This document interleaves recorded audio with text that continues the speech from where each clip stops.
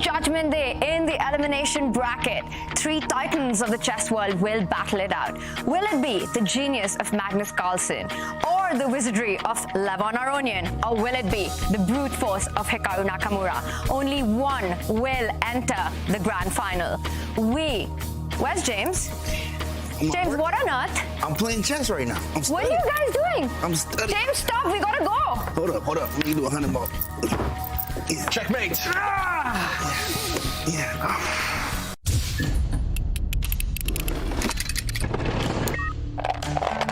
How on earth does he save this position? Wow, Magnus just widening his eyes. They're shocked by this last decision. He is showing no fear whatsoever. Man, we got kids watching this. This is checkmate incoming. And then king goes to a6 and there are no checks on the board. Wow, he's just blundered a pawn. He's gave away the pawn and he's lost. He's given away the game. His nerves are kicking in. He's throwing a thorn into the white side, holding on here for dear life. He's walked away. Did you Oh my God. So the king goes to d3. You see the bar go back to equal. Oh my gosh. That is beautiful tactile awareness. It's over. We have a winner. We've had fantastic chess and so much fun at the Chessable Masters. Today, the players will be on their A game, and we'll make sure you don't miss any of the action. In the studio, calling it out, Grandmaster David Howell, FIDE Master James Canty. Let's go. And Grandmaster Robert Hess. Magnus Carlsen, Aronian, Hikaru Nakamura are in the elimination bracket. That is not something the chess world is used to. How bizarre is that, David? It's strange. This is worthy of being a final. In fact, it was the final last time. Hikaru Nakamura and Magnus Carlsen, Aronian in the mix too, but so many surprises, especially yesterday, Tanya. So many big moments. We had heartbreaks and celebration. That one move self-made by Hikaru. I'm still getting over it. James, have you seen anything like that by Hikaru? Absolutely not. And the internet is still blowing up about it. I mean, it's crazy. He got mated in one. I mean, it's on the board everywhere, right? Of course, everybody's seen it. It was absolutely crazy, of course. Then you got Magnus Carlsen saying that, hey, I don't know what a loser's bracket is, basically. He was like, I've never been here before. It's just so much craziness going on in these matches. Yeah. And we love it. We love it when the chess players do express these emotions. We don't see that often, and yesterday we had a whole lot of that. How special is that, Robert? It's amazing because chess historically is played in silence. It's studied in silence. Now we see players duke it out over the internet, and then when they win their games, you see the fist pumps. When they lose their games, checkmate in one, they're shocked, and you see it on their face. Yeah. Heartbreaks and celebration, big moments in day 3. Take a look. Wow, actually, black is winning the position now. He's winning. Wow, Oh Levon's my winning. God. These are the correct times. Does black have enough time to win or draw Black this is just game? queening the pawn. It's completely winning. Look at this, For 4 Levon. seconds. It's what they call the Lucina position. Black's pawn will make a new queen. Oh my God. Oh my God, 2 seconds. Oh my God. There we go. Oh. Look at him celebrating. Oh my God, what an Armageddon. It was a draw by repetition. They repeated it just in time because Levon was actually down on the clock at the end of the game, but he makes a draw there, and what a save. Has Fabi just won a pawn for free? Oh! Hikaru steps back. He's lost 2 moves. The queen just came from this square. Fabi says, okay, I'll go back, and I've nabbed a pawn for free. Which way do you go with the white king? Forward! Whoa! So brave. Nerves of steel. Oh my goodness. He's gotta make a move. That's He it. doesn't- He flags. No, he made a move. It's coming in bunches. Don't worry, buddy. When these moves are happening, they come in quickly, and then the clock will catch up. It's Oh my over. goodness, what is that king doing in the bishop's line of fire? Queen That's a H5. resignation. That's it. He resigns. Look at Hikaru. Whoa. He refuses repetition. He says game on and is taking big risk here. But what's happening if you just shuffle across? Look, you're pinned along the A file and you're pinned on this diagonal. Oh, wait, you're right about that. Whoa. Fabiano's actually closing things Brilliant. down. Brilliant, because that pawn A4 is stranded. It's gone too far. Fabiano cannot lose this game. He's a pawn up. 10 seconds, David. Yeah, 2 pawns up. Wow. But a horrible pawn structure. Yeah, but it's all about the white D pawn. If he keeps the central pawn alive, he might win. And it. Oh my god! You said they don't blunder checkmate in one, and then Hikaru immediately does. You commentators curse. A one hung mate, move bro. checkmate, and that hung mate. is going to cost Hikaru the whole match. Wow, a lot of excitement and drama there, and this is on the menu for the day. How much risk are the players willing to take on day 4 of the Chessable Masters? We see there in our losers semi-final, this will be our first matchup with Magnus Carlsen taking on Levon Aronian. And on the other side of that matchup is Hikaru Nakamura waiting for the winner to take him on in the losers final. One player who's taking it easy, he's chilling today, is Fabiano Caruana. James, how much of an advantage is it for Fabi to get this rest in before the grand final? I think it's a huge advantage for Fabi. I mean, Fabi's able to rest his mind and his body as he was trying to rest. You know, he's been lifting weights lately, right? So a little bit of rest there is always good. He gets to watch the games, check everything, see what they're playing, maybe some Armageddons, maybe some things go through his brain. But of course, that mental rest is very important because it starts in the mental. It starts right in the mind. Yeah, so important to get that rest in. But one player who's got no time to rest because he's been in the elimination bracket since day 1 after losing to Vladislav Artemiev is world champion Magnus Carlsen, and he is the reigning Champions Chess Tour champion. He's of course been on fire after losing that game 1. He did mention that his match against Wesley yesterday was the best day that he's had on the tour so far. I still feel that he hasn't shown his best yet. David, what do you think about his play so far? Yeah, first of all, what a CV that is. But you're right, Tanya. He didn't start at his best, especially day 1, losing to Artemiev. It feels like he's needed time to warm up, but he is moving through the gears now. Magnus getting better day by day, and that's a scary prospect for Levon Aronian. It certainly is dangerous for Levon, because if Magnus Carlsen has not been at his peak, and yet he dismantled Wesley So yesterday, I feel for Levon, it's going to be a scary day for him. Yeah, absolutely. It's going to be very, that's I'm thinking back on it, right? It's going to be scary because Magnus, the first day, that was just a Magnus we've never seen before. Like, Magnus, what are you doing, right? Then, of course, he comes and just destroys Wesley while he's eating nonchalantly, doing his laundry in the back, right? Still beating Wesley, right? And now, today, if he's even stronger, it's going to be a problem for LeBron Aronian. But Aronian, I'm sure, got something up his sleeve for today. Yeah. Well, the 15-time world champion will be 15. What kind of a number is that? That's absolutely insane. But he has got his stars cut up as he is facing another stalwart. He will be playing against Levon Aronian. And what a fighter, one of the most creative players of the modern generation. He is a former World Cup winner. Robert, what will it take for Levon to get by today? Well, Levon Aronian is a history maker. He has won the World Cup twice, the only player to do so. He's the 4th highest rated peak rating in history. He's won the Olympiad 3 times for Armenia. We couldn't list all of his accomplishments on this brief graphic. So for Levon, he is a maestro. He loves the flair of the game, and he's taken down Magnus many times before. He can do it again today. Yeah, in fact, Magnus is on record. He said in interviews in the past, nobody has outplayed him more in chess than Levon Aronian. So he is capable. Levon's been there, beaten him, but he needs to bring his A game today. Two things, right? LeBron Aronian is what I like to call him, of course, because you never know. And, you know, LeBron James in basketball, I mean, you got LeBron Aronian in chess. The man is an absolute beast. The second thing is 4 digits, 2830, 2830. One of the very few on the planet to reach 2800. So if he's able to tap into some of that ELO that he was able to achieve before, it could be a problem for Magnus. Yeah. Only 14 players so far in the history of the game have crossed the 2,800 mark. Levon Aronian is one of them. everyone. This is just how strong the Champions Chess Tour is, featuring the very best players in the world. We are in the second leg of the tour. This is how it works. The 2023 Champions Chess Tour is the biggest tour yet. With a thrilling, brand new format and $2 million in prizes, it's the richest online tournament of all time. The tour begins with 6 elite events taking place between February and September. Each event features an open qualification system with qualifiers and play-ins locking in 56 players to the main events. There, players are grouped into 3 divisions and compete for $235,000 in prizes each time.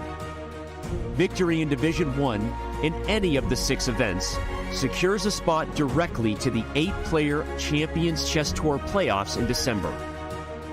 Players will also accumulate tour leaderboard points across the 6 events, competing for another $100,000 in prize money, and the unsecured playoff spots will go directly to the top leaderboard finishers.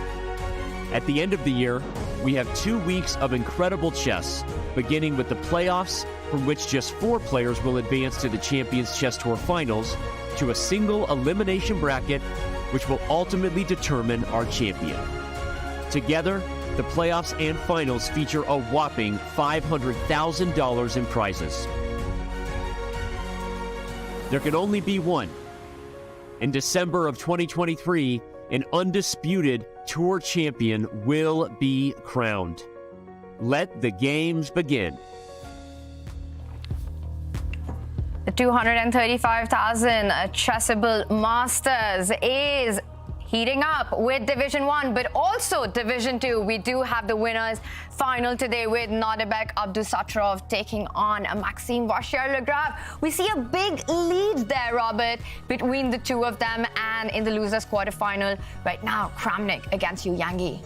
Yeah, the losers quarterfinal has Anish Giri. He is slugging out with Denis Lazovic and, of course, Kramnik and Yu Yangi. But Kramnik, he went down losers bracket after a pretty interesting day yesterday.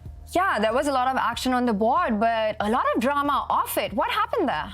Yeah, it was really unfortunate, honestly, because early stages of that match, MVL, he was up a game. Game 2, Kramnik was on the verge of a winning advantage. He mouse slipped and dropped his queen. Then in Game 3, MVL said, here's giveaway. You take the point. You deserve it after that debacle in Game 2. And then in Game 4, all Maxime needed was a draw. Unfortunately for him, in an equal position, in an endgame, his connection went out the window. He lost. Instead of going to Armageddon, we saw the players agree that MVL should go on based on all the off-the-board debacle.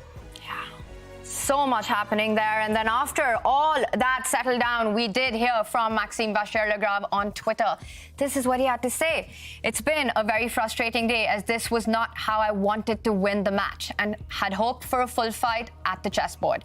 I hope that from now on, all the action will only happen over the chessboard. And I would like to thank Vladimir Kramnik for his great sportsmanship and Chesscom for their reactivity in addressing this issue.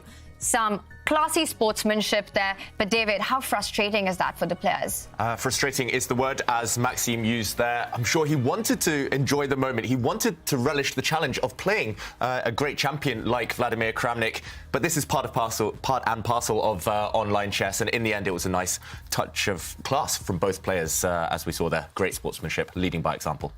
Absolutely. Class and sportsmanship are the words there. It's a competition, and this is like the future of chess. The online chess competitions, things like this do happen with the disconnections. And of course, just it's hanging queens, mouse slipping, things like that. It hurts that happens, but it is part of it. And the good thing is that they were, came to agreement there, great sportsmanship. And at the end of the day, people were able to pass through. And, even though he lost, that was Kramnik losing, no problem there, of course. Hopefully good karma comes to him, and then he can make it through and at the end of the day. So. Yeah. Pretty good.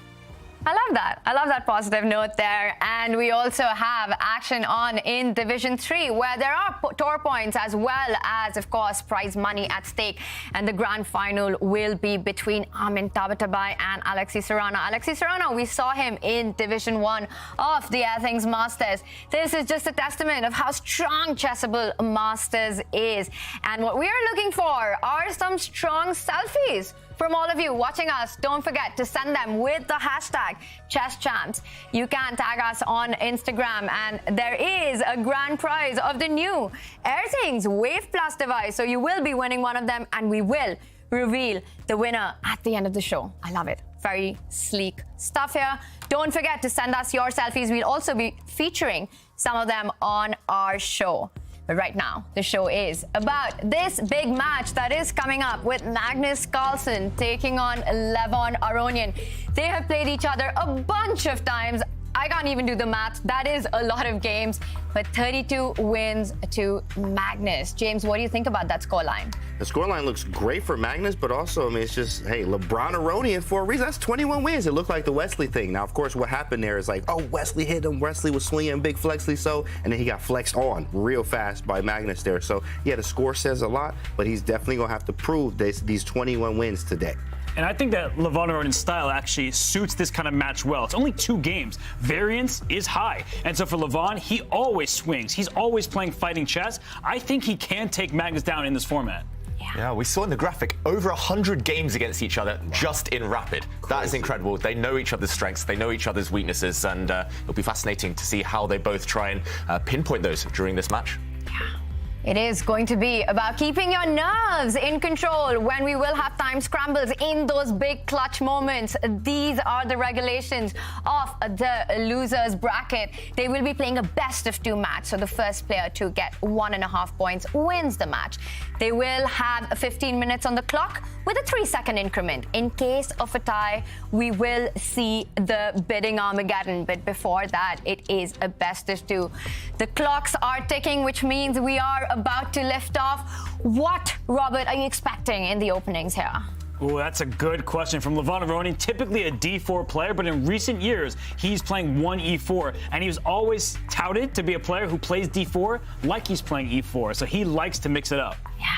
And Magnus had some really nice opening surprises there, going for this aggressive pawn sacrifices against Wesley. Are we expecting that kind of dynamic play from him with the white pieces today?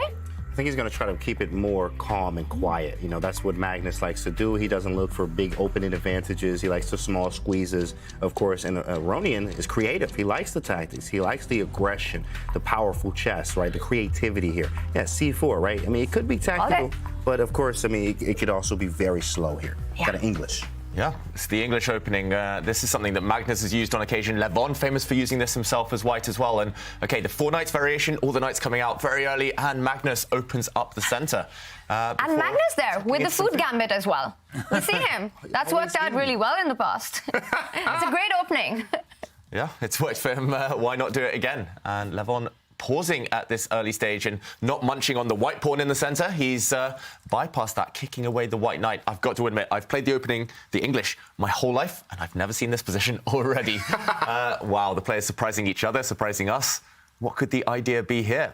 Will we see a bunch of exchanges in the center? No, Levon just brings his bishop out. Speedy development from Levon there, and already wrecking the white structure. Doubled pawns about to happen on the board for whites, and early days, but I quite like this position for Levon, I've got to say. Yeah, so do I, because right now, white has those double pawns. And I feel like in speed chess, in quicker time controls, it's just more difficult to have these double pawns because they can get attacked and are difficult to defend. So I feel like for Levon, he's happy with how the opening has gone, but that pawn on E4, the pawn that was in front of his king, it's a bit too far. It can get stranded and white can attack it. Yeah, that pawn, is definitely the target. And Magnus, to see him play such provocative chess, allowing these doubled pawns to retreat his knight, to kind of allow black to advance like this, it must be preparation. Magnus must have done his homework here.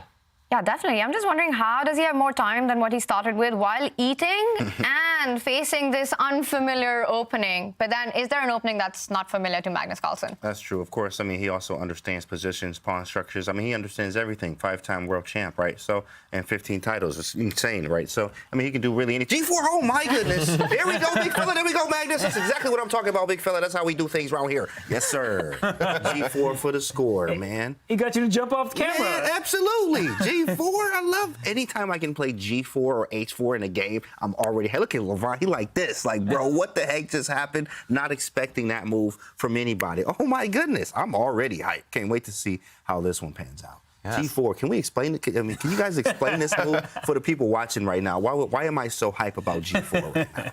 Go on, take it away, Robert. Has Magnus morphed into Shakhriyar Mamedyarov? You know, it does feel like that, right? We see a position where white is throwing pawns at the board. The king is still in the center. That may seem dangerous, but black doesn't have pieces in the attack. And I was pointing out that the pawn on e4 can become vulnerable. You see the knight, the only piece defending it. White may push the pawn up to g5, kicking the knight out of there to win the pawn. Not to mention that black tries to stop g5 with move h6. That creates a hook in the position, so white can push the pawn to h4. And then when g5 is played next, you are opening up the kingside by force. That is bad news for the black king. So sometimes, I know your coaches tell you should always castle early. Sometimes castling early can backfire if the position opens up on that flank. Not to mention, just one more thing, that the white bishop can slide into g2 to put maximum pressure on the e4 pawn. Yeah, it looks like everything's going in white's favor here, unless Levon Aronian can somehow mix things. It's really hard to go for the white king. This is why Magnus can get away with such early kind of naked aggression here, just throwing pawns forward, because the white king, super safe in the center. It's locked in the middle of the board, so this white king is feeling pretty comfy right now. You could imagine, actually, it castling on the other flank, opposite side castling, and big attacks either way. But this is the big threat. Levon Aronian, it's not easy for him to guard against it. For example, a move you would want to play is to bring the rook across, just to guard this pawn in the center that Robert's mentioning. But look at this, the knight trapped, nowhere to go, and already after a few moves, Levon Aronian on the back foot. Okay, after a bit of a think there, he does push his pawn, but questions to answer. He's basically going a pawn down on the next turn. He has to move his knight away. It's going to retreat somewhere, and after Magnus takes a pawn, Levon needs compensation urgently. Otherwise, he's just going to lose this game.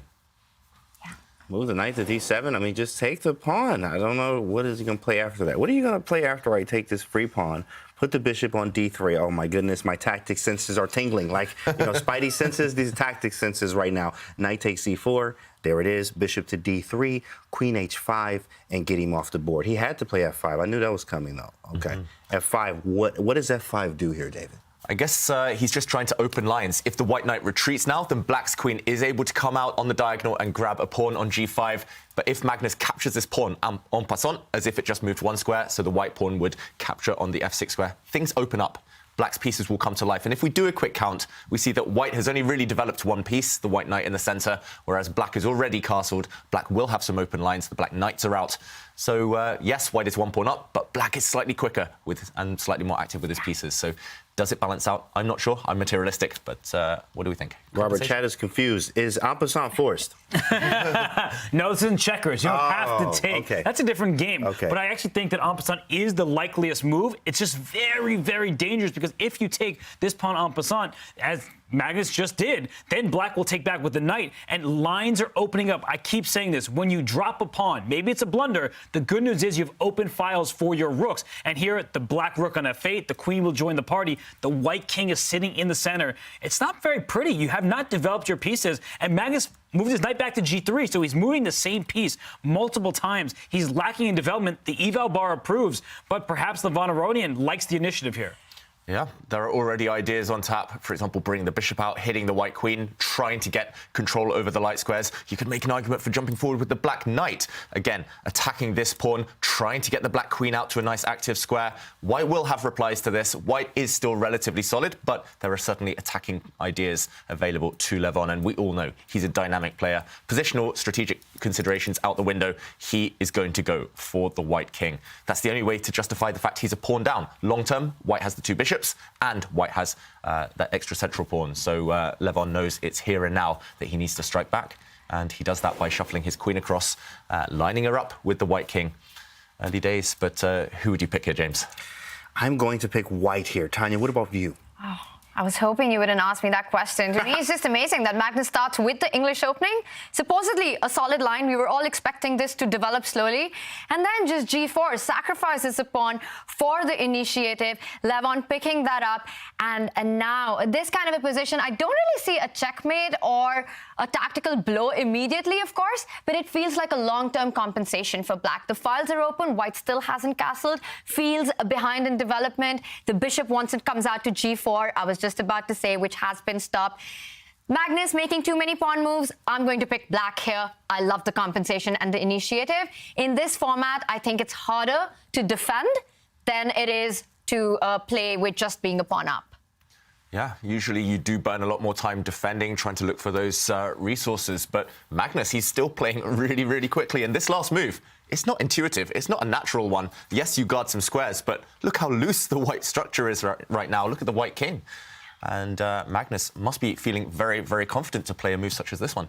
Yeah, that was actually a pretty ugly move. I'm not going to lie. First off, Ben Feingold says never play F3 or F6. Shout out to Feingold, of course, F3 and F6. First off, Feingold is tripping after that move. Secondly, right here, I actually still like white here. Believe it or not, I am a fan of the dynamic chess, so I'm going to castle queenside, believe it or not. I'm going to put the bishop on D3, maybe go queen C2, right? All the pieces are going to aim at the king side. I want to put a rook on G1. Daryl, come on. Magnus? you read his mind? I'm a Jedi. Some people forget that sometimes. Rook to G1, bishop D3, queen to C2, right? I'm going to put the king or bishop maybe on D2, castle queenside, and go for everything. Hence the move knight A5. I do like this move from Aronian. He's like, yeah, you probably want to get your king over there. He understands. He's aggressive and creative himself, so he kind of understands some of these ideas. He just puts the knight on an A5 and say, maybe at some point I can get my pieces over. Wow, he played E4 Whoa. in the middle of the board. He just doesn't care about nothing today.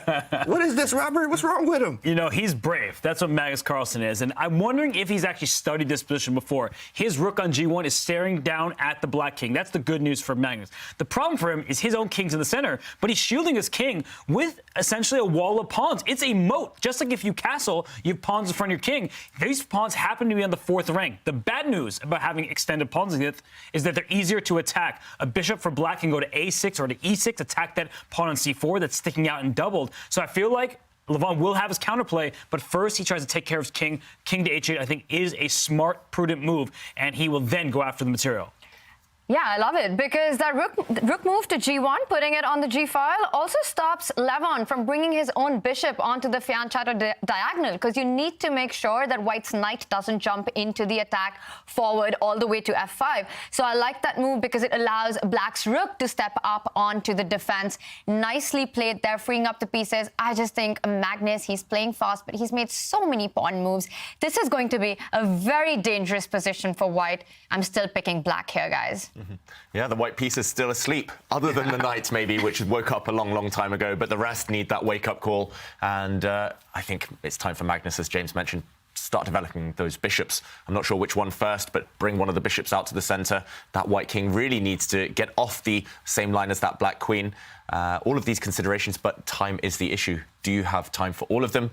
Levon will strike soon, and he'll strike hard and fast. This actually reminds you of a Nimzo Indian, the A3. That's the same-ish variation, an A3, F3, something like that. But it's one of the variations where you actually put the knight on A5. Well, for black here, you play bishop A6. And the queen is actually nicely placed. In fact, Roman DZ slapped the keyboard, my guy. He actually does things. He has a very nice system for black here where he puts the bishop on A6.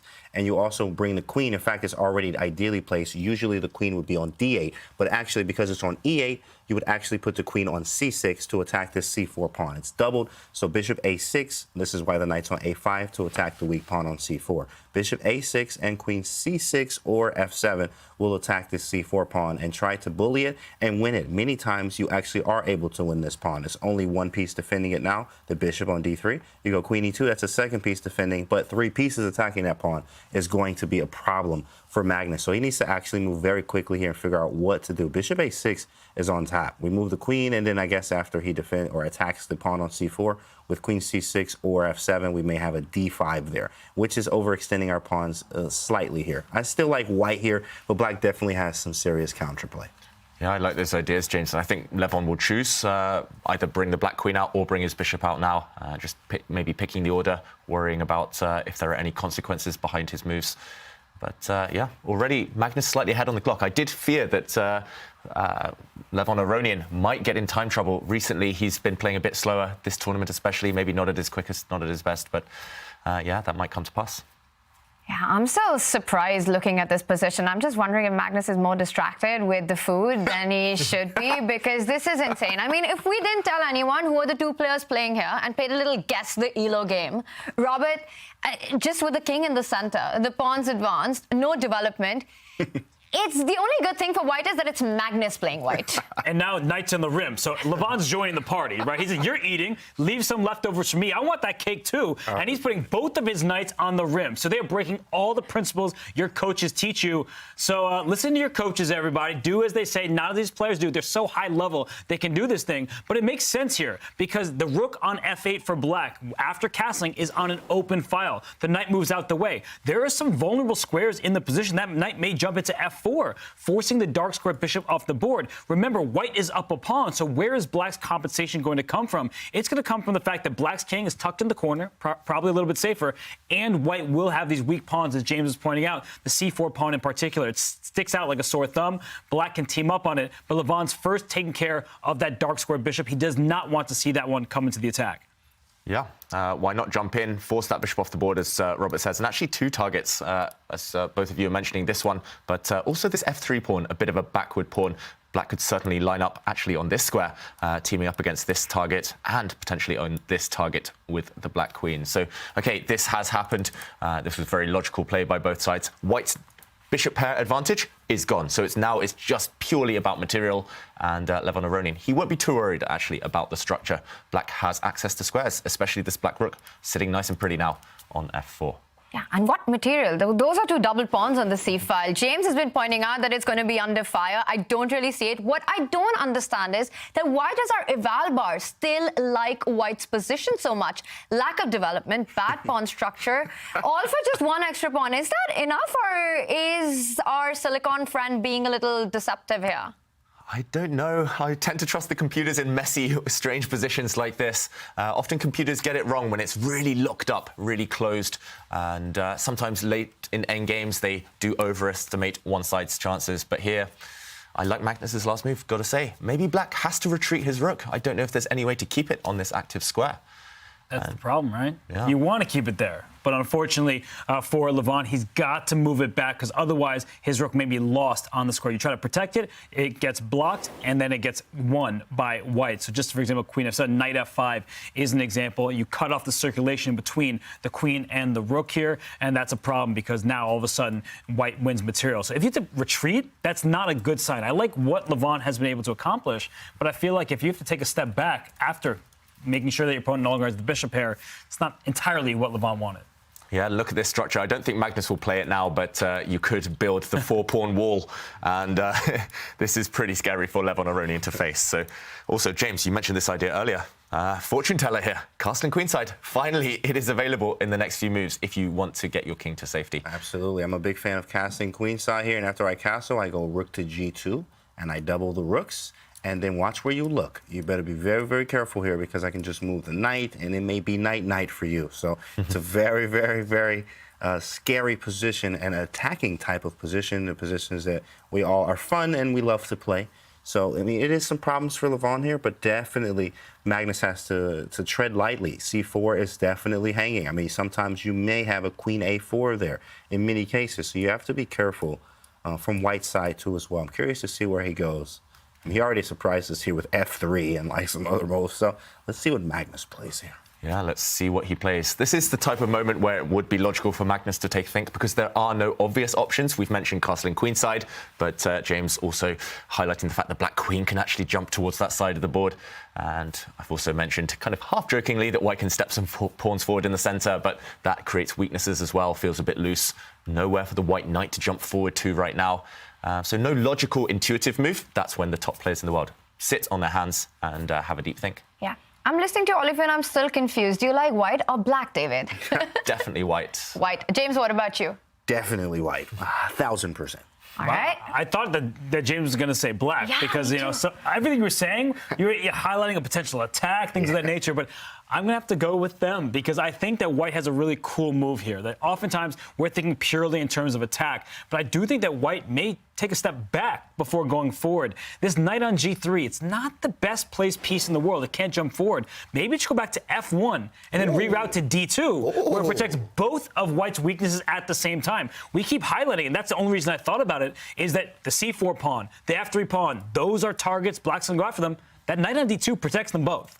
Wow, that's fancy. I mean, it's not just the suit. It's not just, you know what I'm saying? He's fancy. Get that man on camera. He fancy, ain't he? Wow. Fancy in the suit, fancy on the board, fancy with the moves. Knight F1 is a fancy move. I actually like that. Reroute.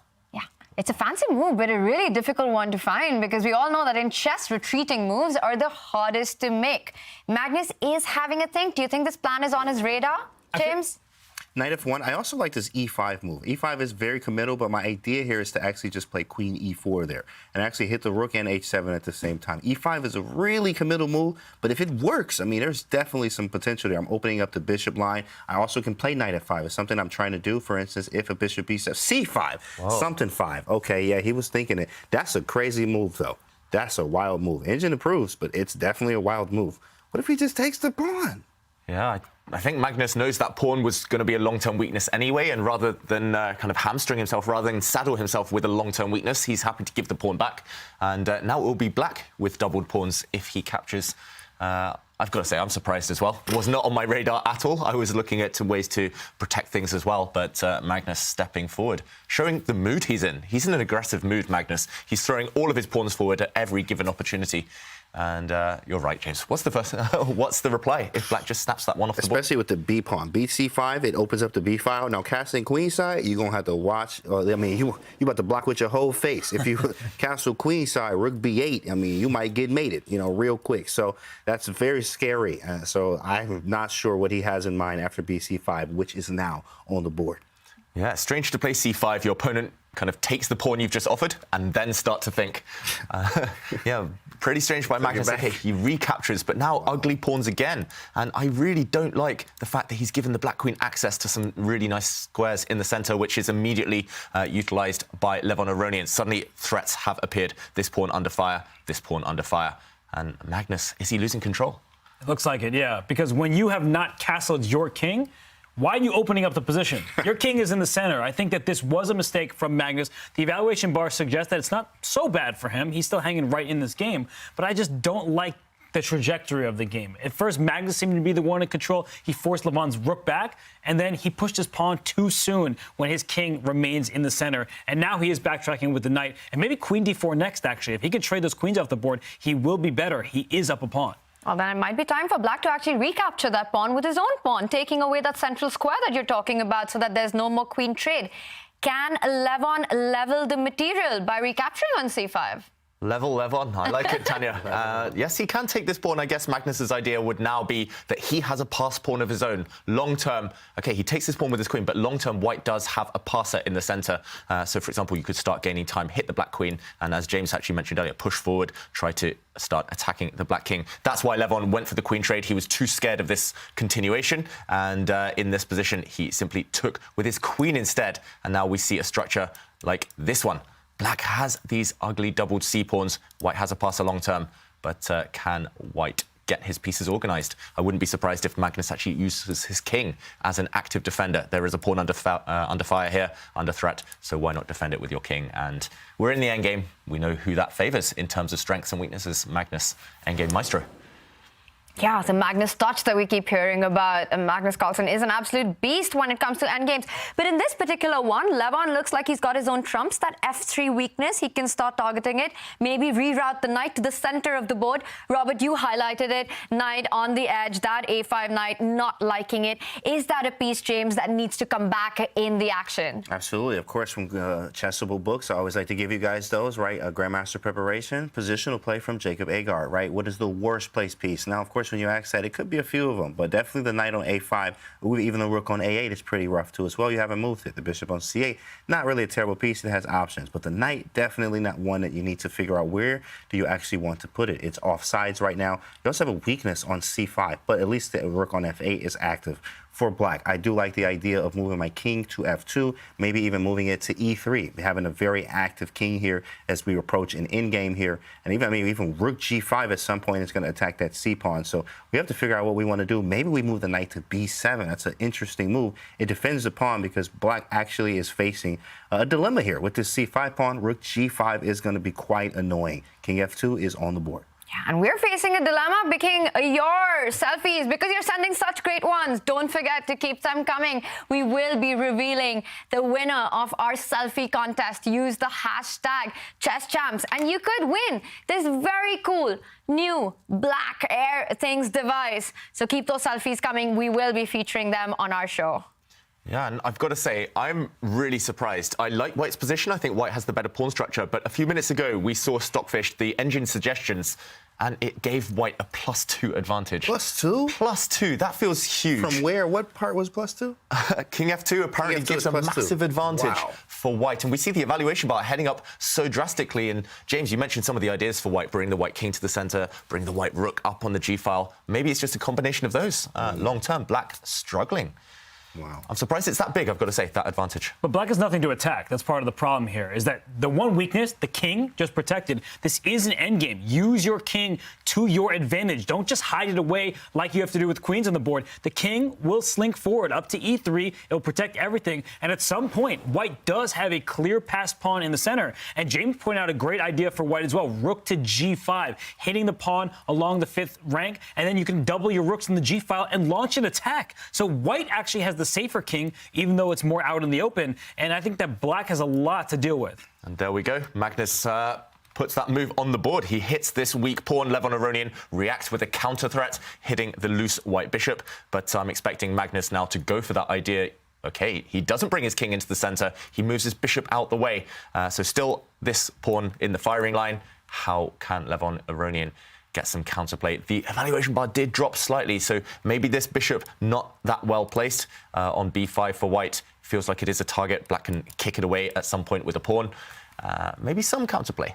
The White Rook, sorry, not the White Rook, the White King, now no longer covering an infiltration by the Black Rook. And, okay, that's why I was skeptical originally. It didn't feel like that dominant a position for White. It feels like you can still lose control if you're not careful, and Levon Aronian will try and work some kind of magic, some kind of chaos into this endgame. It's not going to be as one-sided as the earlier evaluation might suggest. Practical chances. I mean, practical chances, meaning, you know, you're playing a human here. Well, Magnus feels like he's half a human, right? But at the same time, of course, these guys are extremely strong here, and he's creating threats, him meaning Magnus, doing great things. I mean, you can double the rooks here. King E3 definitely is looking good, too, as well. I mean, what does Aronian even do about the C5 pawn? Do we push past, maybe play C4, but then that opens up the D4 square for the knight there. C5 is actually hanging. I did mention knight B7, but that's probably why he played bishop B5. So you can go bishop C6 or A6 now to attack this knight, and that's defending the pawn on C5.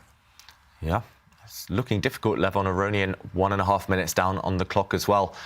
Maybe we can bring back those computer suggestions. How can Black minimize the damage? Or how can Black at least ask some questions to Magnus Carlsen?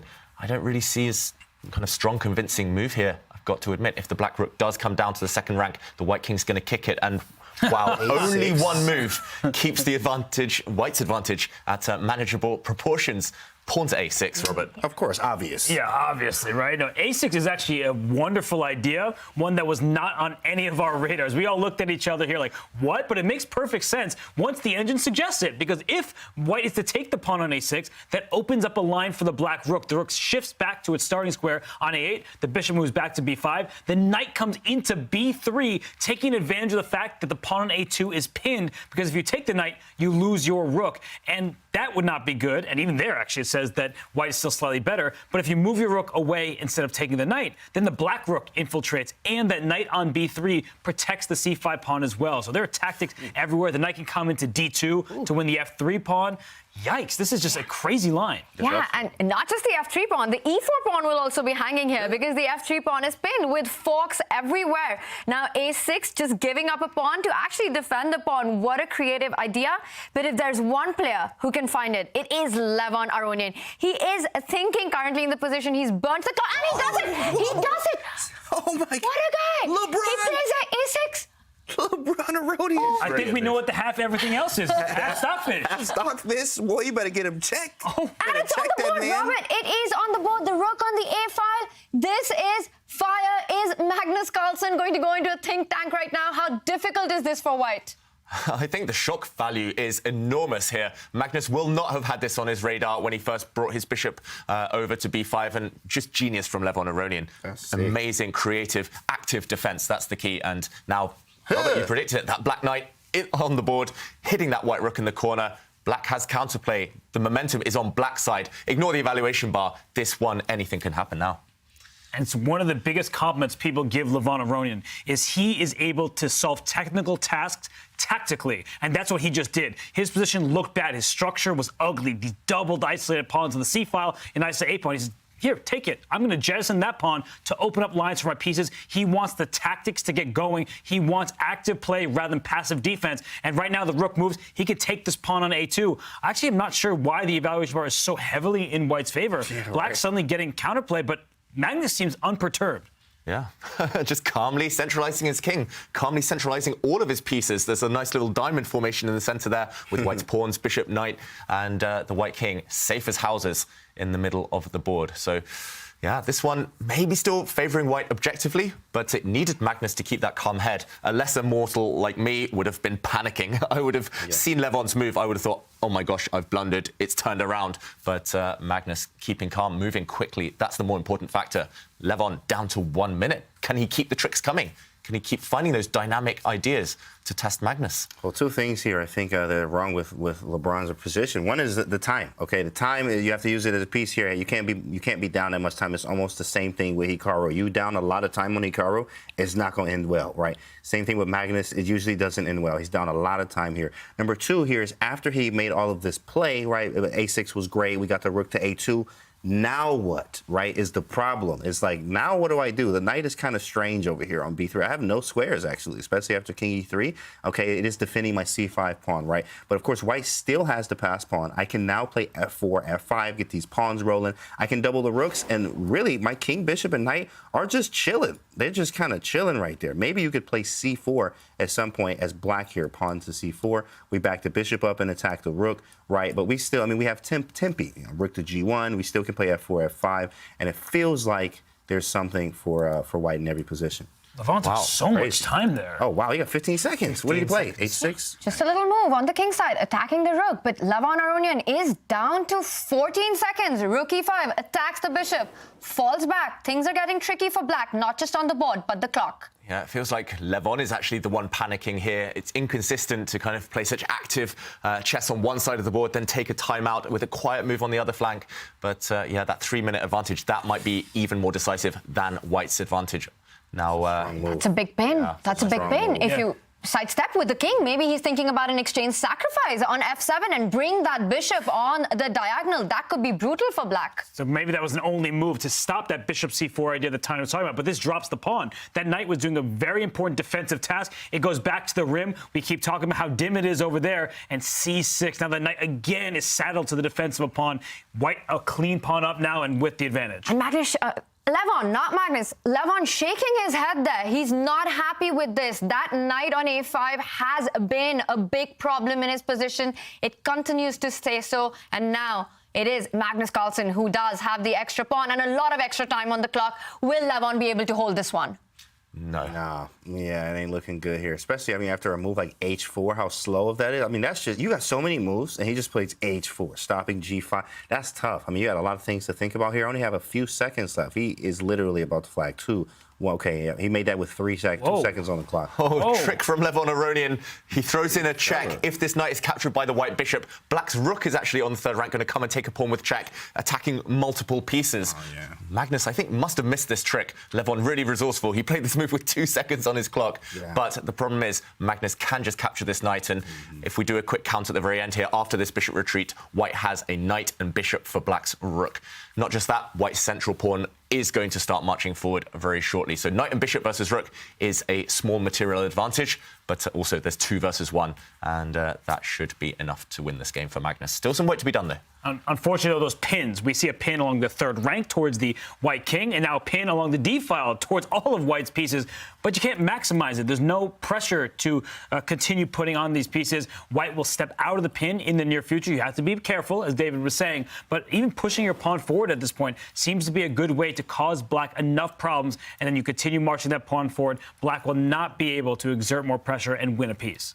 Yep. Anytime the black pawn steps forward to kick away this white knight will move with tempo. For example, it can kick away this black rook and land itself now on a beautiful square. Just, blocking everything, creating threats of their own with knight forks, and this one should be game over. Magnus just needs a few accurate moves. This is the current position. We're all expecting him here to step his pawn forward. No, he drops his knight back instead, but this pawn forward will come later. Magnus just holding things. All you need to do is avoid any tricks against your bishop to do with these pins. Levon shaking his head yet again. Should be over soon. Yeah, Magnus played like a computer here. I mean, really half man, half machine for real here. It was just, it felt like black had something at one point, but he really, at the end of the day, really just didn't have anything. The knight was very, very bad for majority of the game. And then we also got low on time, which causes lots of problems when you get low on time. We got some counterplay, though. Yeah, the problem is the white knight has a beautiful square to sit on in the middle of the board. Yeah, it can block the black rook on the d file, and the black pawn's very weak. Unfortunately, you only have 2 pieces with black, the 2 rooks. White has 3, bishop, knight, and rook. When you're down material as the defense side, you've got to try and trade off pawns. So Levon going for that path with g5, but it doesn't look like the troubles are going to stop here. Is Magnus going to take this one? Because if he does, that means that he would need just a draw to clinch the match and face Hikaru. Levon will play the next one with the white pieces. What are the chances of Lev saving this one? 0. In fact, 0%. Hasn't changed. It's not even going to change. I'm not even going to lie here. 0%. There's just nothing there. I mean, he's down on time. What do you think, Robert? 0 is high. That's a really high number for this position. But just don't miss the c4 trick that Levon's setting up right now. That is the one trick available. It's talking about a pin along the 3rd rank. So if black can push that pawn successfully, then white will lose this bishop. However, Magnus, plenty of time on his clock. Even though he is getting himself a little bit lower, he blocks the pin. Now his bishop can move. And once he's solved all of his problems, he does have a pass pawn. As David said, he has 3 pieces, just 2 for black. And, he brings knight backwards. He's doing that backwards to go forwards. Knight b1. What a move. It's like you pointed out earlier, Robert, that knight f1 move you mentioned earlier. Backward knight moves are the hardest to see, the trickiest to see, but the whole idea is he's going round the long way. He's rotating his knight around to blockade that black passed pawn. There we go. Now, the knights are the best blockaders. That black pawn is rendered irrelevant, pretty much, and white's rook is finally free to go active itself. Just beautiful strategic play. Yeah, that was a really nice maneuver there by the knight. A bit of a masterclass there on how to play these endgames. But that is the Magnus touch, and it seems like he is on the way to victory. Is it as simple as just advance with the king and the e-pawn? Yeah, or deliver a checkmate. I mean, I wouldn't be surprised if the white rook goes up the board. Well, now you can trade rooks. That should be easy enough. But Magnus says, why should I do that? I'll go after your weak pawn, put black in a defensive posture, and it might be time soon to push that e-pawn, but first bring the knight into the game. Yep, he's sport for choice here, Magnus. Pretty much anything wins at this point. That white rook as well. Once it gets active, once it starts checking that black king, it will be game over. Simply mating attack, I think, is the word. And why not lead the attack with a king? The king leads from the front here in an endgame. And, offering that trade of rooks. White's central pawn should guarantee the win, even with a set of trades. And here we go, all the pieces combining. Look how well coordinated they are. The white knight protects the white bishop. The white king is marching either side forward now. The white pawn in the center, just doing a fantastic job. Black is stuck. Everything defends each other for white, and beautiful. You can see the frustration on Levon Aronian's face. He knows he's done not that much wrong in this game, but he's been powerless to avoid defeat. Yeah, it's almost hard to pinpoint the moment when things went so wrong for Lev. And I'm just wondering if it was that critical queen trade while fighting for initiative, which is the point when Magnus got the advantage and converted it flawlessly to victory. Magnus taking the first game in his mini-match against Levon. Sum that game up for us, Robert. Well, Magnus, he won a pawn in the opening. He played an ambitious line by pushing his kingside pawns up the board without castling. And then he gave a pawn back at the right time to get active play. So he said material will be equal, the position will not. Yeah. That was a power-packed performance by the world champion in Game 1, and this is our scoreline. Levon Aronian with the white pieces has to win on demand to level the score and take it to Armageddon. We will be back with the action, but first, for our non-subscribers, we've got a Twitch break.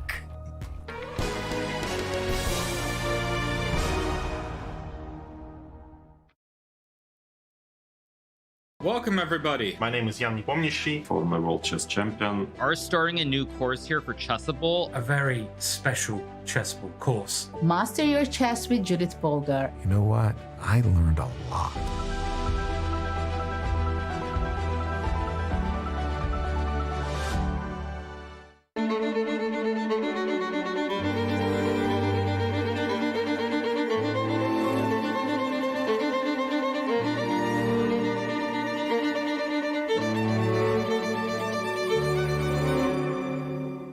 Chess is an exercise in awareness.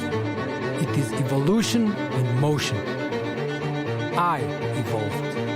This is where I am today.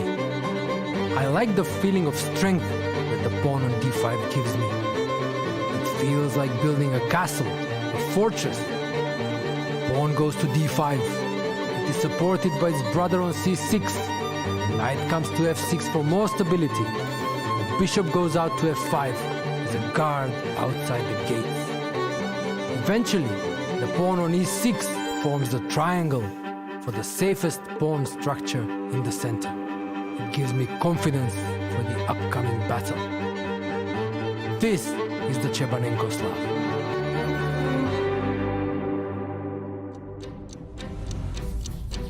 If you want to learn an opening, we all know Chessable is the place to go. But what if you want to find out what openings to learn? Chessable is now here for that too. Find the openings best suited for your playing style using their new quiz. Whether you want to be a booked-up positional grinder or an unorthodox tactical wizard, Chessable has all the answers. Go check out the Chessable quiz using the command quiz in chat. Take the quiz today. And today, Levon Aronian has to do what is very difficult to do. He needs to beat Magnus Carlsen in the next game. He will start with the white pieces. Now, it looked like a power pack performance by Magnus, but Lev had his creative moments. That move a6, breaking open on the queen side. He did play for the initiative. If anyone can do it, it is Levon Aronian. He is an artist. Let's take a look at the life and inspiration in Levon Aronian's words.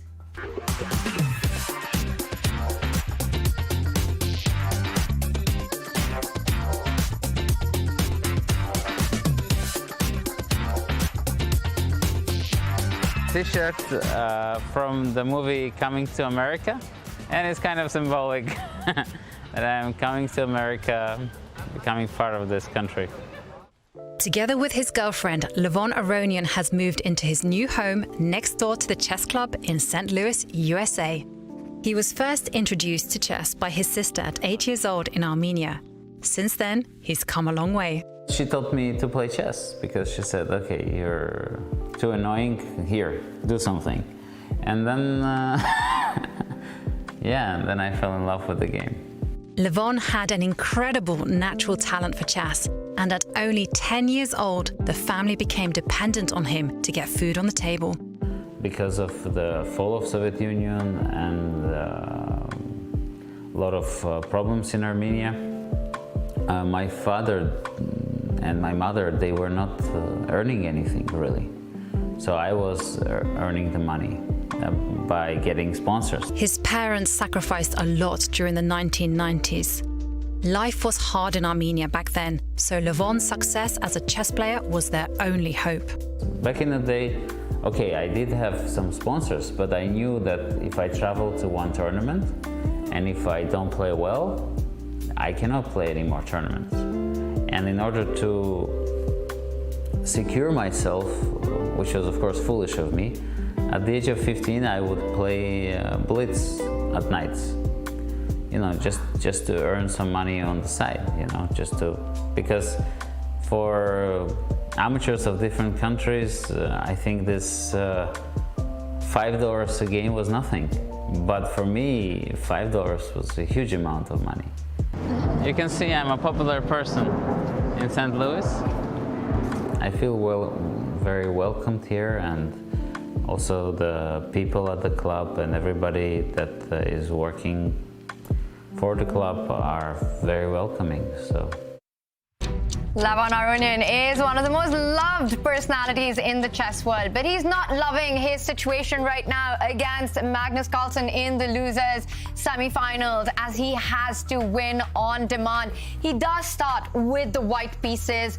How does he do this, James? What does Levon have to do in this one? He beat him before, beat him again. Exactly. E4, best by test. Swing it, and you got a Karol Khan. Okay, now Karol Kaniski here. We're about to swing on him. Okay, there's a lot of ways that you can swing at the Karol Khan, pan off Botvinnik, right? You can go E5. Of course, Geary got the new part 1, so hopefully he was digging in some Chessable there. See, there we go. Pan off Botvinnik. Let's go. Let's see what we got. Now you take twice and play D4. Oh yeah, I know these. So you can play D4 right now. Yep. Let's see what we got. It's nice. I like this. What you think? I love it. I used to play this all the time when I was young. And I will point out, Magnus's score with the Karol Khan is much lower than his score with E5 and C5. So maybe not his best scoring opening statistically. Can Levon take advantage? Okay, he's playing this variation. James, is this in your repertoire? Absolutely, of course. In fact, you know, come on, you know, I know Chessable like an encyclopedia, guys. You can actually get the pen off Botvinnik by, I think it's Sam Collins, if I'm not familiar, if I'm correct there. But Sam Collins, actually, pen off Botvinnik, you can just search it on Chessable. Very strong. I actually have some very nice wins with this, OTB and online with this. Now, of course, Erwin LME has a very nice response. I'm giving out too much right now. Y'all gonna have to send. I'll give you my PayPal chat, okay? But I'm giving out too much. But Erwin has a very nice antidote to this, the way that he plays it, but it's very theoretical, and it goes like 25 moves deep. So it's very deep theory here, but there's a very nice antidote with this. It actually is just bishop to G4. That's it for black. And then you go down a very theoretical line. Also, Grishik has a P-sack line that I actually use very nice here. He plays A6. That actually comes from Krzysztof Selecki's course. So this one, I'm giving out too much, okay? I'm gonna send y'all my PayPal. But A6 comes from Selecki's course. This one is not played as much, to say the least. Oh, I'm so annoyed at myself. About 1 minute ago, I was going to say Magnus is definitely going to play A6 here. He's played it before online hundreds of times. And then he does it. I would have looked like a prophet. I would have looked like a Jedi myself, James. A Jedi. You are a Jedi, David. Look at this Instagram snap that we got here, right? Look at this. What did Mars say the GM has? Hesami Mario. I mean, come on. That is great. He got to win. Yeah, that one wins. You know, I usually ignore this social media stuff chat, but that one's good, right? Robert's got his vote in on this one. That's the one he's picking. Well, we will reveal a winner at the end of the show, so keep those photos coming. David, you mentioned that Magnus doesn't have a great score with the Karol. Mm-hmm. That's a strange decision then, to go for it in this very critical match when he just needs to draw. It's all relative, Tanya. He's got a decent score with the Karol Khan. It's just he has a fantastic score with the Sicilian, a fantastic score with other openings. But Magnus, he likes to keep his opponents guessing, and maybe he will have just assumed that Levon had ideas up his sleeve against his main repertoire, so why not throw in an early surprise? Magnus doesn't care about playing solid chess, doesn't want to play for a draw. He's very principled. He plays chess for the love of chess, and if the results come, great. But meanwhile, some tension in the center. Magnus holds his center with a slightly artificial-looking move, but a very solid one with his bishop here. And I'll add that by playing the Karol Khan, he likely avoided the preparation that Levon Aronian had in store for him today, because Magnus does not often play the Karol Khan. Levon likely looking at E5 and C5, as Magnus has been playing in recent events. So this is a good decision, even though in the Queen's Gambit they say the Karol Khan, all pawns, no hope. I think if you're a fan of Magnus Carlsen, you hope that he'll use it with great success, because his position looks weird with that bishop in front of his king's pawn. Yeah, a very odd-placed bishop. We should just point this one out. And you can't get carried away here. There is a trap. This bishop looking very odd. If you get greedy now and take a pawn, it looks like, oh, you've won a free pawn. You're defending this one with your bishop too. But the knight, a key defender, will be removed forcibly here. You take this knight, and unfortunately for black, suddenly, the placement of this bishop and the placement of this knight comes back to bite you. This is a fork, a double attack, and you will lose one of these two pieces next move. So Magnus, I'm pretty sure his idea is to actually develop this bishop a different route, just by pushing his pawn forward, playing the move G6, and fianchettoing this piece. That tends to be the idea here, and just as I say it, he plays it. Once the bishop gets out, once black gets castle to safety, then you can decide how to release the tension in the center. There you have it, David, your prophet moment. It's here, G6, you said it, Magnus going for development. And how do you see white proceeding? Because very often white also delays the development of the F1 bishop. But is it time now to look at getting the king to safety?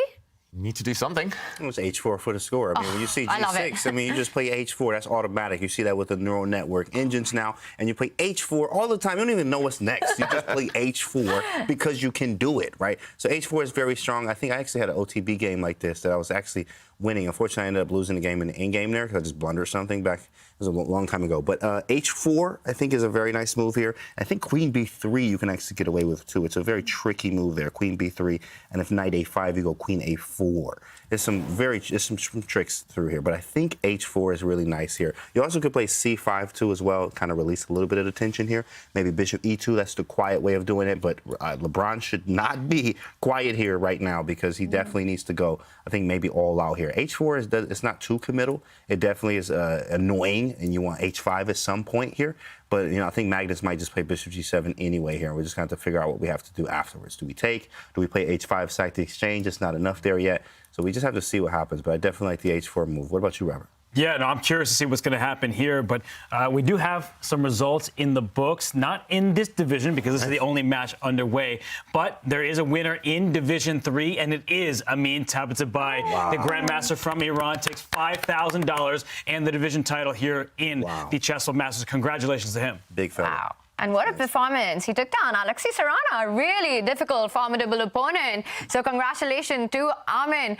Coming back to this position, James, you mentioned h4. Is it one of those moves where Tal would say, go h4, think later? Well, of course, grandfather Tal always says, I mean, if you can see the resemblance, that is my grandfather, absolutely. h4 for the score. He also said, sack first, think later, right? So, of course, we do want to sacrifice some material here. I actually recommend, of course, Life and Games of Tal, which is on Chessable, of course. It is a Chessable. I know, I'm going to know, right? It is a Chessable course. You also can get the hard copy, too, as well. But the Chessable course with Simon Williams actually going through it, of course. Who's better to do it than Simon, right? Aggressive chess himself, too. I highly recommend you get it and get in the right mindset of, like, attacking chess. Life and Games of Tal, and also the new book out, Fire on the Board, by Shiroff, is now on Chessable, too, as well. I think Levon's frustrated here. Yeah. He's spending a bunch of time. He came into this game hoping to get an aggressive play. You called for the Botvinnik. He went for it. But this position from the black side, it looks really weird. There's a bishop in front of the king's pawn. The kind of legends of the game from a century ago would look at this position and roll their eyes like, this is a Potzer. What is this Magnus Carlsen doing with his bishop on e6? But it works out because the center is well defended. And not just that white center could be under attack. When you push your pawns forward, that leaves some squares and your pawns behind. The d4 pawn, for example, cannot be defended by another pawn, and that could be an issue later in the game for Levon Aronian. Yeah, for sure. I completely agree. This is modern chess at its finest. You would never have seen this type of idea years ago. But Magnus, he studied this clearly with engines. He's been playing this, when I was researching for playing him recently, he's been playing this setup plenty of times. So it does surprise me that Levon Aronian hasn't come prepared. I think he could have predicted this position pretty much on the board if he had studied Magnus's games in the Caro-Kann. But that's why Magnus is such a difficult one to put your finger on, a difficult one to trap in the opening, because he plays everything. And he knows everything so well. Already a 4-minute time advantage almost, and looking promising for black. I'm expecting Levon to castle. He wants to channel his inner Tal, of course, but it's hard in this type of position. Unfortunately, that's why openings are so important. If you don't get your type of position, it's impossible to even initiate an attack. So just get castled Levon and then think later. I think that would be my advice, but easy to say, difficult to do. Big tension in the center in this one. And as I say, it has been fixed. Levon Aronian decides he doesn't want to take any chances with that c4 pawn, pushes it forward to c5. And Magnus jumping in immediately with the knight to the center. I was expecting him to bring the king to safety. Yeah, but he says, why not now? Because knight e4, that he's actually making look at target of the d4 pawn, because that was what I was pointing out. As soon as you push your pawns, you leave some behind. And if white were to take this knight on e4, that would be a huge blunder, because after black takes back, the d4 pawn is Magnus for the taking, and that would not be good news for Levon. So I actually think that Magnus, he's making the right decision. He's getting active while he can before he allows white to just expand on the queen side. Yeah, and difficult dilemma here for Levon Aronian. His bishop is also attacked. His d4 pawn, a clear target. It looks like it's essential now to retreat this bishop, defend that pawn. But now you're passive, and black's bishop here looked like a terrible piece earlier, but watch out for it coming to the g4 square, trading off one of the key defenders of this pawn later. I would expect both sides to castle, but later on the black bishop will use this square, and black will be able to break out in the middle of the board. So looking very nice for Magnus. Levon Aronian retreats his bishop. Black instantly castles. Magnus is hustling on the clock. Both sides have castled now, and I'm looking out for this move, getting rid of the defender of the center. Looking very good. I think I would choose black here already, I've got to say. Black just so solid. Yeah, it's quite annoying. In fact, the pan-off is actually a game that it's usually open positions, lots of tactics, and you can get that a lot. But here, especially in this A6 line, which is why Krzysztof Sielecki actually in the Chessable course recommends this, because it's an offbeat line that is not played as much, the A6 early. Usually everything else you've seen, bishop G4, you've seen taking, you've seen E6, you've seen all these other moves, but A6 is one that's not played as much, hence why Magnus played it, made, of course, Levon think here. And now we have a position where it's usually a little bit more closed now, and this being closed, this is not the nature of the pan-off here, especially if you're looking for more tactics and aggressive piece play. You're not getting that here. Black just seems to be 100% fine. We also have B6 in many cases to break up this pawn chain that white has. So it is kind of annoying here. There is still play. D5 is a little weak, even B7, but I think we need to start threatening and doing some things now. Maybe the bishop should have went back to E3 to release some of the pressure that is on the D4 pawn now. Yeah. Magnus is really piling up the pressure on that central D4 pawn, currently even hinting at picking up one of the defenders. Is a bishop F3 and picking up that pawn a big threat? Does Levon need to handle it right now? I think so, Tanya, especially because he's in a must-win situation. It might not be a winning threat for Black, but it is a threat to liquidate, to trade off pieces and get to safety for Magnus. For example, if Levon kicks this bishop, asks a question, bishop takes knight would happen, and actually here, if you want to play safe, you just take this pawn. You could even more ambitiously defend your knight. Levon's gone in a different direction, but what is this? He's put his knight on the rim. Is he really trying to come and trap this rook in the corner? The rook doesn't have too many safe squares, but he's abandoning his center. What is his idea? Bishop takes knight. Do you have to take with a pawn here? If you take with your bishop, you're simply a pawn down. This white pawn in the center drops, you're defended. I don't see enough compensation. Really surprising stuff. Yeah, but he did that in the last game, getting his knight to the absolute edge. It didn't work out well. But David, the big question is, what if white recaptures that bishop with his own pawn, hitting that knight in the center, and then Levon's creativity comes to mind with jumping his own knight to B6, hitting that rook on A8. Is that something that Levon's looking at? Yeah, we'll find out. This move on the board, and Levon Aronian, he has the decision now. Will he capture back with a pawn? Yes, you kind of trap this rook. It's on a really... OK, he takes with the bishop. I was going to say, here, you do trap this black rook, kind of, but you have such an ugly structure here. These pawns will come back to bite you, to haunt you later on. He takes with the bishop, and he's going down a pawn. His idea is to trap this knight now defended by the bishop. His idea is to try and trap this rook, but I don't see it working out. The rook can simply move, or you can even start striking in the center. Looking good for Magnus. Yeah, definitely looking good. No tricks, especially here for people that like tactics. No tricks in the position. That's just going to be tough. It's going to be very, very tough here, especially just giving up material. No real I mean, okay, you have slight compensation. The rook goes to A7 after knight B6, but a pawn is a pawn, and you're playing Magnus, and I'm down time. This doesn't look the greatest for what we want out of the opening for Levon. This is so strange, Robert, what we've just seen right now. I mean, just down a pawn. What's going on? Well, how else do you beat Magnus Carlsen? Nobody really has the answer to that question. So what Levon is trying to do, what a lot of top players do, is they would rather be down material as long as they have all the activity. And it's going to cost him. This central pawn is very important. The rest of his pawn structure may collapse after it, but at least he's going to trap that rook on the side of the board. That is his hope. That's his intention. But Magnus, I mean, he can just gobble on D4, and he will not pay a big price for it. Yeah, we saw it in the last game as well. Magnus was happy to take some kind of strange strategic decisions in exchange for winning a pawn. Magnus was up a pawn for most of the previous game, and eventually he was able to convert to victory. It still takes a lot of skill, of course. Magnus is capable, but I wouldn't be surprised. Just grab the pawn now. I think he's just choosing, does he take this white pawn in the center with the black dark-squared bishop, or does he capture it with the knight? Spoiled for choice. He's got a couple of minutes extra on the clock. He's a point up in this match. And Levon Aronian, body language, not positive. He just doesn't look confident today after that tough start earlier on. Psychology is so important at the top level. And Levon just unable to get his type of position, unable to get the dynamism that he's been craving so far, that he knows can kind of be a weapon against Magnus. The initiative in the first game that Levon had was really clear. You could see it that he sacrificed the pawn, but Magnus was behind development, the king was uncastled. But here it just looks like it's hard to see the compensation.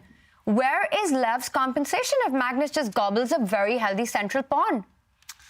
We'll have to find out. Yeah. What's going to happen. There we Takes go. it with the bishop. Interesting. Yeah, takes with the bishop. That bishop very strong. I guess he wants to put some pressure both on white's queenside pawns, but also lining up against the white king. Maybe Levon's king will feel slightly uncomfortable due to the presence of this black bishop in the center. I like the look of it. I think it's good enough. And a pawn up, that's the most important thing. But look at the eval bar. It seems to say that white is doing fine. So once again, the big question is, does that rook, forcing it to that a7 square, does that give white long-term compensation of forcing Magnus to essentially play without a rook for the next couple of moves? We've seen that happen. A big central break. Magnus wants to get that e-pawn going. What is Levon's next move that we're looking at here? I think I like queen b3. Queen b3 or, yeah, b4 maybe. Okay, queen b3. Actually, c5 is hanging. That's actually what I wanted to play last move was queen b3 because it hit b7 and kind of d5 and maybe rook c to d1. But b4 actually is very strong. It cements the c5 pawn there, of course. Queen b3 is now a move we can play. And then rook c to d1 comfortably.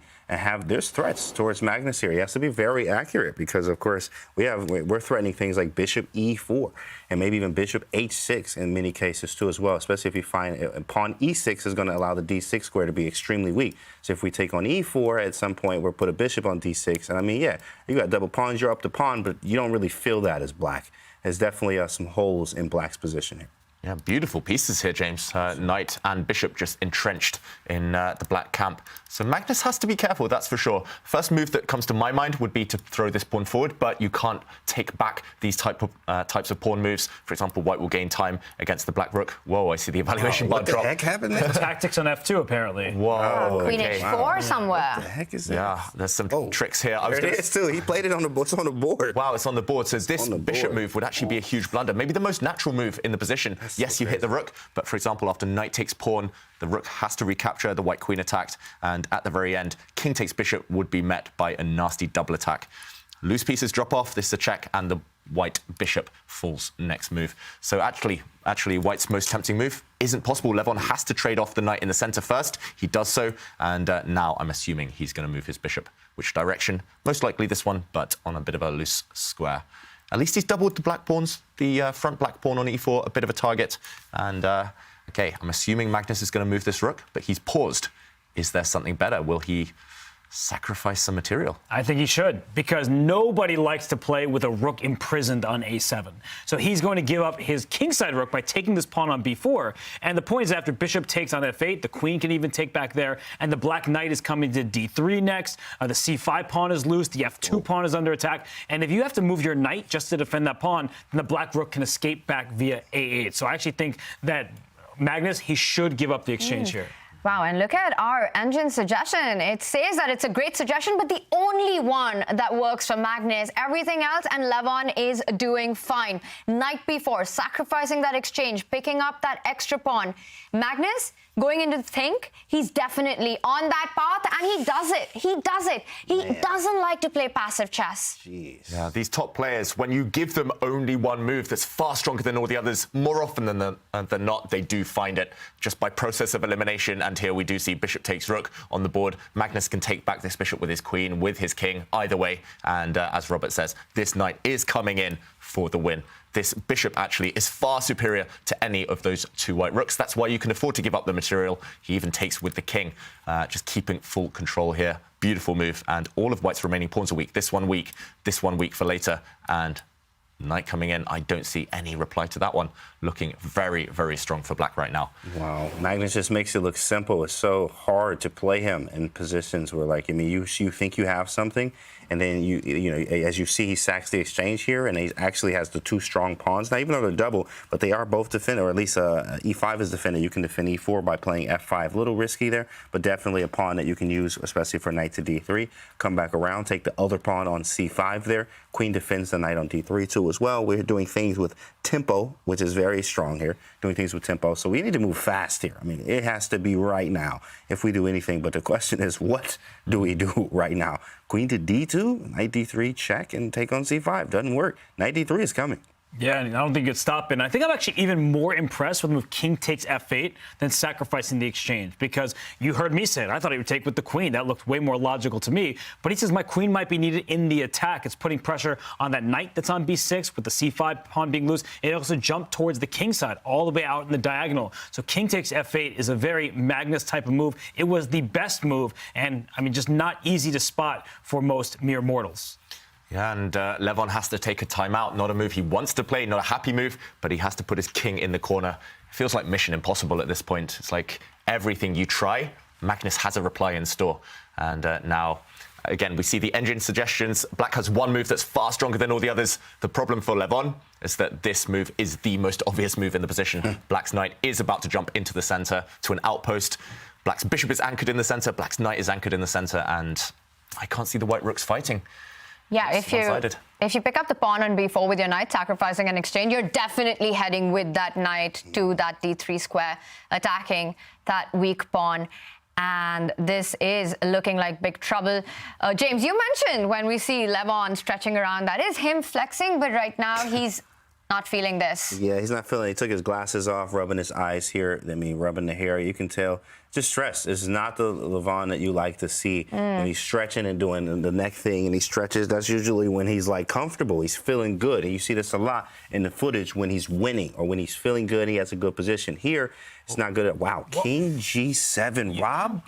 I was actually thinking about this while you guys were talking. There was a tactic there that perhaps Magnus and Levon both overlooked. But if we actually analyze, I think the reason he didn't play knight d3 is that it looks like there's a pin along the d file. Rook c2. If you take on c5, I'm just going to take on c5. But the issue is that their bishop takes c5. White cannot afford to play rook takes c5 because knight takes f2 check. It's a fork to the king and the queen. And when the rook takes the knight, that rook was defending the queen. Black not just wins the queen, but wins the game. It is checkmate. So I wonder if Magnus just stopped his calculation and moved too early. I'm not entirely sure, but knight d3, if he had seen this follow-up, it was very natural. Just wins on the spot, pretty much, Robert. Wow. And yeah, both players must have missed this for sure. This knight move would have won the game. But Magnus instead moves his king to a slightly safer square away from any potential checks. And I guess this gives Levon Aronian time to create some counterplay. The whole reason he put his king in the corner was to break this pin. So what could be more natural than stepping forward with the white f-pawn? Yes, you do allow the black pawn to step forward, creating an incredibly strong passed pawn. But if black's pawn does step to this square, the black knight at least can't jump in to the center anymore.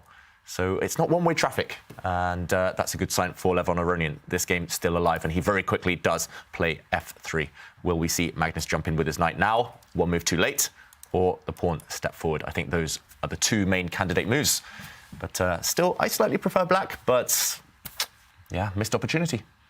And if Magnus does decide to step in with the knight, Levon Aronian could be the one who's thinking about sacrificing an exchange by capturing that central pawn, opening up the f-file. Is this one tempo too late going to count a lot? It could do. Okay, he's moved his rook up one square, and Robert's idea, is it still in the air? Bishop takes pawn right now, setting that nasty trap. There's some tension along the d-file, the two queens staring off against each other indirectly. And it looks possible to me. There might be some tricks that white can try, however, in return. This one is getting complicated. This one is sharpening up. Levon with 4 minutes, Magnus with 5. This move f3, I think, was a good one from Levon. He's not only trying to undermine the defense of that black knight on d3, trying to open up the f-file. The white rooks need lines to attack on, and if that pawn captures on e4, there is an open line towards the black king. So this is what Levon is banking on. That knight on b6 can be captured, but there's going to be a pin down the d-file, and thankfully for Levon, after knight f2 check, he has that second rook that can capture because the rook on d2 blocks along the d-file. You can't take the rook on f2, you lose your queen. So this would actually be a good situation for Levon when he needs to win the game. Yep, this looks like the best shot for Levon Aronian right now. Magnus here would most likely block with his bishop, push a pawn. I still think black is solid enough, especially when a draw is a decent result, but at least he's complicated the issue here. Levon pretty much needs to take this pawn. Remember this trap. Rook takes bishop, doesn't win a piece. It actually loses the game to this knight fork. So Levon, of course, he'll spot this tactic, he'll spot this trick, and process of elimination. You pretty much have to take this pawn and hope for the best. But let's see what he's done. Okay, he does capture, and Magnus, I think, will now take that white knight off the board. It was too strong, trapping that black rook, so eliminate it. And the game goes on.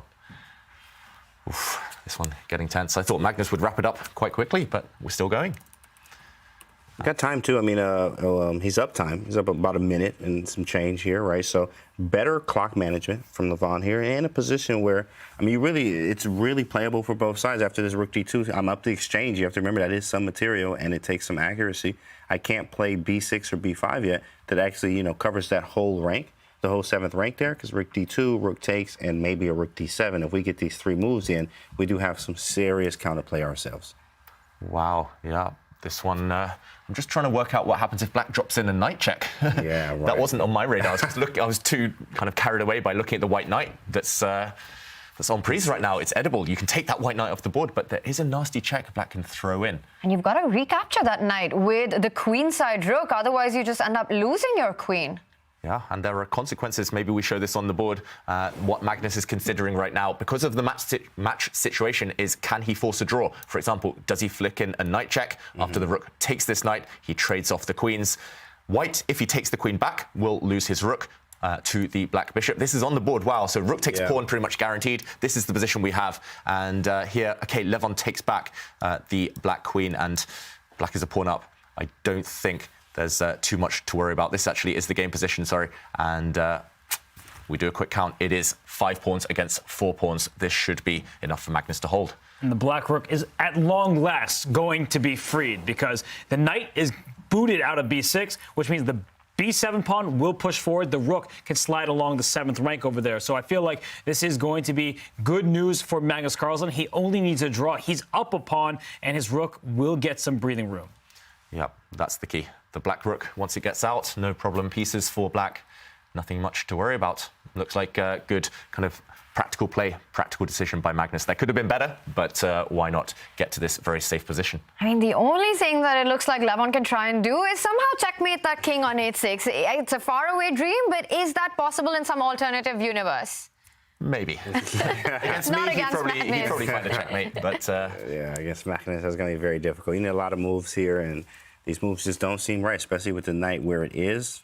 But it's clear, right, James, what he wants? He wants to just make sure that the rook doesn't come out into activity ever. So knight c8, sort of a last try to keep that rook out of the game? Also attacks the bishop on c5 still, keeps that alive. Maybe push the pawns, g4, h4. Maybe start with h4, and then try to box him in as much as we can. Yeah, we mentioned that black rook. It was about to finally come to life, but at the moment, at least, it's still a bit stuck. I really like this resourceful idea by Levon Aronian. He's so creative, even deep into the endgame. It's touching upon that point earlier. He doesn't solve things like most would in the endgame. He solves it with tricks, with tactics. And look at the evaluation bar creeping up slightly for white. Back in the middle now. That black rook still needs several moves. It needs to push pawns in front of it to break free. And, okay, just a pawn push himself, Levon Aronian. The white king maybe getting ready to join the action. This one's not over yet. That's true. There is a mate. There is a You mate. see it, James? I knew it. I knew it. You'd watch it. You know me. You know I'm gonna find those checkmates. Okay. All right. You get a g4. You go h4, then g4, then just slowly walk the king up, and then g5, king h5, and rook h7 is mate. Now, of course, this is a long shot, but hey, what else do we have? I'm losing anyway. You know what I mean? Like I need to go for whatever I can. Take the chances while I can. Yeah, draw is the same as a loss here for Levon Aronian. So if he just needed a draw, he would maybe move his rook back, win a pawn with the white knight, trade everything off, and head into a rook endgame. But that's not sufficient. Okay, here he's trying to just block up Black's play. Black's pawn pushes on the queen side. Magnus sliding across with his own rook. You've got to go for checkmate. It's now or never. There's nothing else to do. It's really the only way. You've got to move that bishop and push the b pawn. While he's doing it, he is coming with his king forward. We might just see a mating net on the king side, but it does feel a little too slow.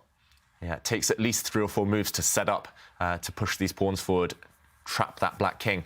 How does Magnus unravel in the meantime? The problem for Magnus is that if he moves his bishop, he would love to push this pawn forward to get his rook out, but the pawn is needed to defend this piece. If he moves his bishop, which he has just done, I was going to say the knight could get out. He's moved it in the right direction. If he moved it to the other diagonal, the white knight springs back, and suddenly ideas against this black king. But it's still trapped.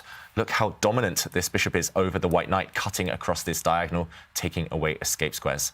bishops over knights. That's what they say in endgames. Yeah, long-range piece here. Bishop covering many important squares. And finally, at long last, the rook is free. And once the rook is out, that should eliminate most of Levon Aronian's winning chances. But he's still trying to get that checkmating net. He hears you, James. He's saying, oh, if I can make that king, I have to go for it. I need a victory in this game. But Magnus is no fool. He is not just going to allow those pawns to walk up the board and deliver a checkmate. He first brings his rook up. He can then pin the pawn if the king goes up to the third rank. So I feel like Magnus has this one under control. Yeah, this is a key moment. If he doesn't pin this white pawn, if the white pawn steps forward, definite threats on the board. But there we go. That's it. Yeah, you also have bishop e1 here from Magnus, so we have to watch ourselves. I mean, the knight is a short-range piece versus a long-range piece being the bishop. It is it's very, very difficult to make anything happen. I mean, what do you even shoot? You might have to move the king. Is this just all draw now? You pick up that knight and put it on f6, and that's 1-0. Or d5 or anywhere near that black king for the white knight, and you might even win with white. But the white knight's so far away, it takes 3-4 moves. By that time, black has gobbled up all of your pawns. Under 1 minute for Levon Aronian. Yeah. I think he's realizing that he's just 1 or 2 moves too short. Too slow. Tough. Yeah. Brilliant play from Magnus once again. I mean, just playing brilliant, precise. I mean, the great Magnus, first day just until today, 100%, 180 there. He's just playing much better. Every day he got better from the first day to now. We see a very different Magnus right now. He's in the zone. Bishop e1's coming. We're up a pawn. I mean, no mate. The knight is on a7, so far away from any action. It takes at least 2-3 moves, and we don't have another 2-3 moves. We can't allow bishop e1 and rook takes g3 or bishop g3. King g4 runs into bishop e1 immediately, and it's very, very hard to play anything here. 9 seconds. Yeah. Oof. Dropping down under 5 seconds now. Levon Aronian, he needs to move. He needs to hope. Just move that king. Do something. And what has he done? Retreats the whole way. Rook. Yeah, that doesn't feel right. But you had to stop this big threat that you were pointing out of the bishop sliding to e1, attacking the g3 pawn. It's the only way to keep the game going, right?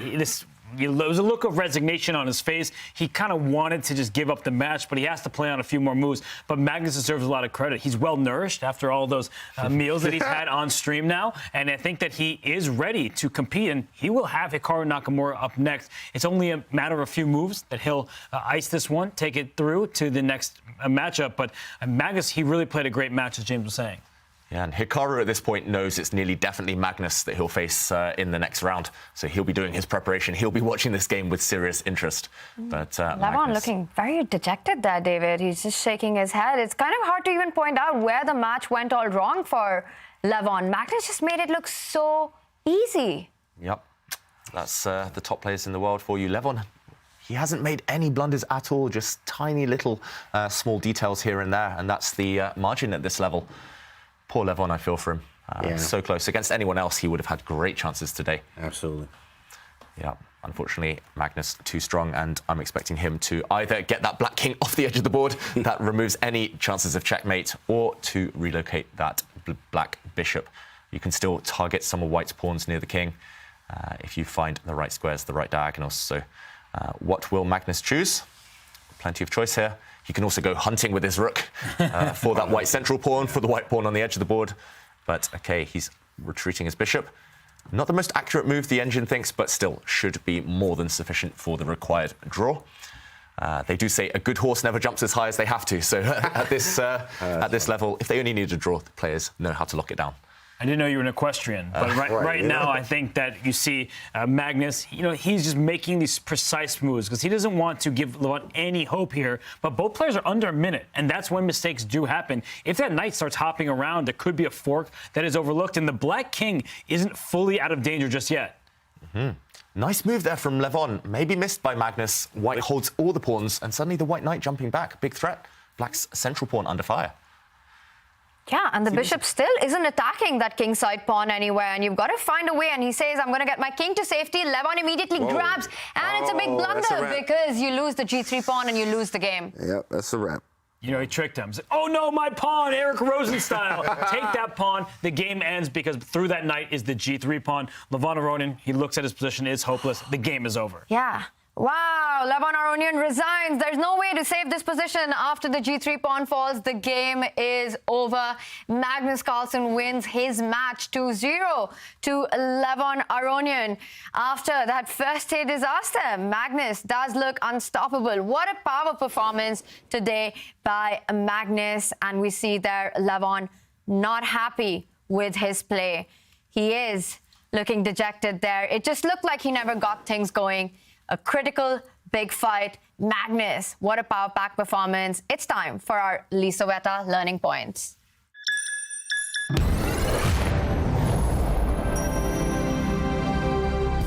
And today's learning point is about not being materialistic, to do a scan of the board and to check maybe sometimes there will be more important priorities than saving material. In this position, Magnus as black is a pawn up against Levon Aronian. His rook was under fire. Most of us, myself included, would have been inclined to simply move this rook out the way. However, white would now have time to simply defend the queenside pawns, and the position is very balanced. White has activity because this black rook is trapped. However, Magnus, he'd seen deeper into the position. He realized that this black rook wasn't doing anything anyway. He saw it was more important to grab a pawn, and after the dust cleared, we saw this position. The black knight is coming in. This black bishop is worth far more than the white rooks, and he later went on to wrap up the game. Just to show the final position, it was here. The black bishop was the one, indeed, doing the work after it slid back. X-ray vision against this pawn through the white knight, and next move, rook takes pawn, will checkmate or will win material.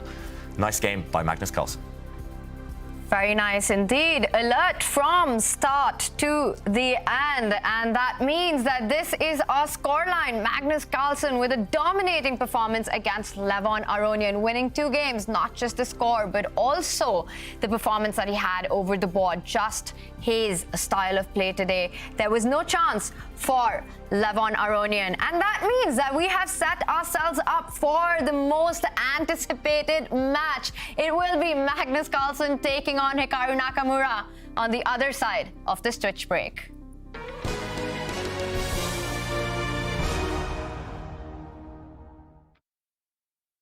It's time to take control of your journey towards chess mastery. Magnus Carlsen introduces Chessable, the definitive solution for studying chess. Move Trainer uses the science of spaced repetition to identify your strengths and eliminate your weaknesses. There's no need to set up a board, remember which page you're on, or keep track of all the moves you miss. Move Trainer empowers you to go from the opening to the endgame with confidence. It's a seamless, effective, and fun way to study chess. Choose from one of the largest online chess libraries in the world, with hundreds of titles ranging from classic books through to our exclusive Chessable courses, including over 100 free courses. Get expert insights from International Master John Bartholomew, Grandmaster Sam Shankland, International Master Christoph Sulecki, Grandmaster Simon Williams, World Champion Magnus Carlsen, and hundreds of other instructors. Get started now and join our growing community of over 100,000 chess enthusiasts at chessable.com. Chessable, take control of your journey towards chess mastery. Another day, another way for me to open up to you.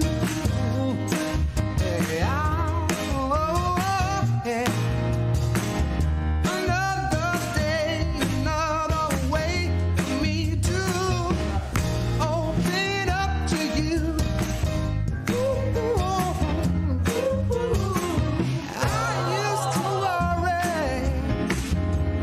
Wake up one day, only to find with nothing more to say. Now I'm letting silence. Introducing WorldQuant, the partner of the Champions Chess Tour and Chess.com. WorldQuant is a global firm in the field of quantitative asset management. If you don't know what that is, it's the job of building complex mathematical models that seek to identify market inefficiency. For 2023, WorldQuant Brain is bringing together its International Quant Championship and the award-winning Champions Chess Tour to hunt down the next generation of quant finance specialists. It sounds very exciting. You put your skills in practice in a case competition where you get a real challenge. And I signed up. World Quant is seeking new talent and new energy, and it's looking at the world of chess to help. Because nobody knows how to analyze a position better than a chess player, right? No quant experience? No problem. So, do you think you have what it takes to compete in the International Quant Championship? Sign up and be the next quant champion. Hikaru Nakamura, he cannot lose, and he has to win either this one or the next one. There we go, we have it. Gary the G-pawn makes an appearance. G5, he's going for Magnus's king. The bar is inching up for Magnus Carlsen with the white pieces. What's happening? Can the black rook make headway against the lone white king? Is Hikaru winning? You have more distance from the king, so if the king goes to d3, you see the bar go back to equal. So react Hikaru as well. Oh my gosh, Magnus Carlsen should be able to hold. There we have it. Game 3 is a draw. Oh, and that move is almost as nice as that trophy. Gives that pawn where 2 white pieces can take it. That is beautiful tactical awareness from Magnus Carlsen. He is really earning this championship. It's over. We have a winner. Magnus Carlsen takes it. He wins the Everything's Masters. The fans love it, commentators love it, we all love to watch this matchup. The two have so much history. Clearly the two best players in the world when it comes to speed chess and chess in general. There we see their head-to-head. They've had some epic clashes in speed chess over the last year. Hikaru Nakamura with 20 wins and Magnus Carlsen with 29 wins. Last time they played was the Everything's finals. That one, David, Magnus took it away. What are you expecting? Yeah, Magnus took it, but the margins were small. Their previous match earlier in the tournament was down in Armageddon, and Magnus had those result odds at the end there. But I'm expecting this one to be equally close. I do think Armageddon is the most likely. It's just the stakes are so high. Will the players risk it in the first 2 games? I'm not sure. But either way, there will be drama, and there will be a winner. Yeah. James, do you think Hikaru's been watching the action that's just happened? Absolutely been watching everything in it. Of course, and he always says, I literally don't care, right? But of course, it's going to be, he does care, and it is going to be a heavyweight matchup. People take off work wherever you are around the globe to watch when Hikaru and Magnus play. Hundreds of thousands of people, actually, 100,000 plus. Every time they play, it's the biggest event, almost as big as the World Championship. Oh my God. And what do you think is the reason for that? Why is this always such an epic fight, Robert? Well, you have the retired chess player, the biggest chess streamer on the planet, against the best chess player on the planet. So, of course, we're joking about Hikaru being retired. He literally doesn't care, as you see on the screen in front of you. But this is a heavyweight matchup, and it's in the losers bracket. Oh my God. And Robert, you did mention it on day one. You predicted this, that in the final, we will not have a repeat of the Everything's Masters. But this is the second best thing that could have happened. We do love to watch these two beasts go at it. It is hard to pick a favorite. But David, how hard is it today? It's hard. Should we make predictions? Oh, we gotta do it. Let's do it. We gotta do it. I'll say Nakamura. Ooh, hot take. I'm going with Hikaru. Wow, I'm surprised. I think the losers run continues for Magnus. He lost in the first round to Artemiev. I think he keeps winning since then. Yeah, I've got to agree with you, Robert. He's just been on fire, Magnus Carlsen, after losing to Artemiev. He's won match after match and then beating Wesley yesterday in style and a dominating performance today against Magnus. But Hikaru there on the screen, he doesn't care. He almost looks like he's just woken up. Yeah, he just took a nap. He just woke up right there in the chair. You can tell. Absolutely. And he got the shirt, literally doesn't care. Look at that. Little nap. Another nap. Get some sleep. He's doing that Jedi mind trick, just resting his eyes, so he's fully focused for the fight ahead. I'm not sleeping, you're sleeping. You know what I mean? Wow. Wow. Magnus practicing his Artemiev, magic trick. He's just disappeared right now. Magnus Carlsen, we are waiting for him to return to that secret lab chair. What do you think he's doing? What's the secret preparation right now? Yeah, if I knew how Magnus Carlsen prepared, I think that I would be a much better chess player. So I have no idea. I think he's probably eating some food, snacking a little bit, and next thing you know, he's going to be facing off against Hikaru. He won't have much time to do anything but play the game. Yeah. Gotta love that food gambit. But the big question is, what are their strengths and weaknesses? David, what does Hikaru need to do to win this one, and where will Magnus strike? So Hikaru just needs to stay in there. He knows that actually, if the clock does tick down, he's got decent chances. He's one of the fastest hands out there in speed chess, online chess. He's got so much history, so much success. Magnus, I think the opening is important for him, but also if he can get those grindy endgames, put Hikaru on the back foot continuously throughout the 2, potentially 3 games if there's Armageddon, then he'll have his chances. But yeah, we're getting ready to start going in a couple I minutes. love it when this clock starts ticking. It really sets the tone for the game that's about to start. What a big matchup. And there we see Hikaru still waiting. Do you think he's getting a little impatient there? Oh no, he's just yawning. It's quite early in the US, right? And you know what it is, actually? Let me see what time it is. Yeah, it's like noon. In fact, well, he's in Florida, so it's a little bit different. Eastern time is 11. Are you It's noon, so it's past noon there for him, so he shouldn't be tired. Yeah. And did you see that? Where did Magnus just suddenly appear from? Yeah. Nobody knows. He lost to Artemiev, now he learns. That's what I'm saying, you don't lose, you learn. I love it. Magnus Carlsen and Hikaru Nakamura will be starting in just a few moments. A best of 2. There is no margin for error. If it ends in a tie, we will have the Armageddon. When these two play, it goes down to the wire. Is that what we're expecting today? Will there be an Armageddon? Cool. You know what? I don't think there's going to be an Armageddon. It's only 2 games, so I mean, hey, look, one guy or one of these guys winning the draw, I think is not going down Armageddon. It is going to be something crazy today. That's what we're looking for. That's what the fans want to see, right? But the fans do want to see Armageddon too as well. So it's just going to be a shakeup here. I see a tactical wizardry and a resourcefulness from Hikaru, but then also Magnus is very slow, calm, but also can be tactical, sees everything, universal style. So it's very, very strong chess here. Yeah, we know you all of you out there love these two players. Tell us in chat who are you rooting for, and keep those selfies coming using the hashtag ChessChamps. And Hikaru starts with the white pieces. 1e4, and we've got a Kara again. This time, David, are you more surprised? I'm even more surprised, I've got to say. I thought Magnus would revert to maybe a different opening strategy. Nakamura, for sure, would have been watching that clash against Aronian that Magnus had a few minutes ago, so he would have known the Karakan is coming in. Nakamura, he had this on a previous day, if I'm not mistaken, against Vladimir Fedoseev.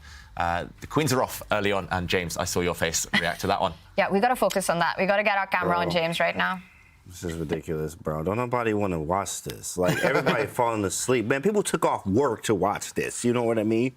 Yeah, I know what you mean, but I also see this battle between Charizard and Blastoise. Look at their colors. They are the evolved form of the game. And they say, let's get down to the end game. Hikaru doesn't want to take risks against Magnus. He just watched what he did to Levon Aronian. He watched what he did yesterday to Wesley So. Let's remember Hikaru Nakamura's yesterday. He lost 2.5 to half to Fabian Caruana. So after that result, I think he wants stability in the first game. Stability in the first game, but in this match format, you get only one white.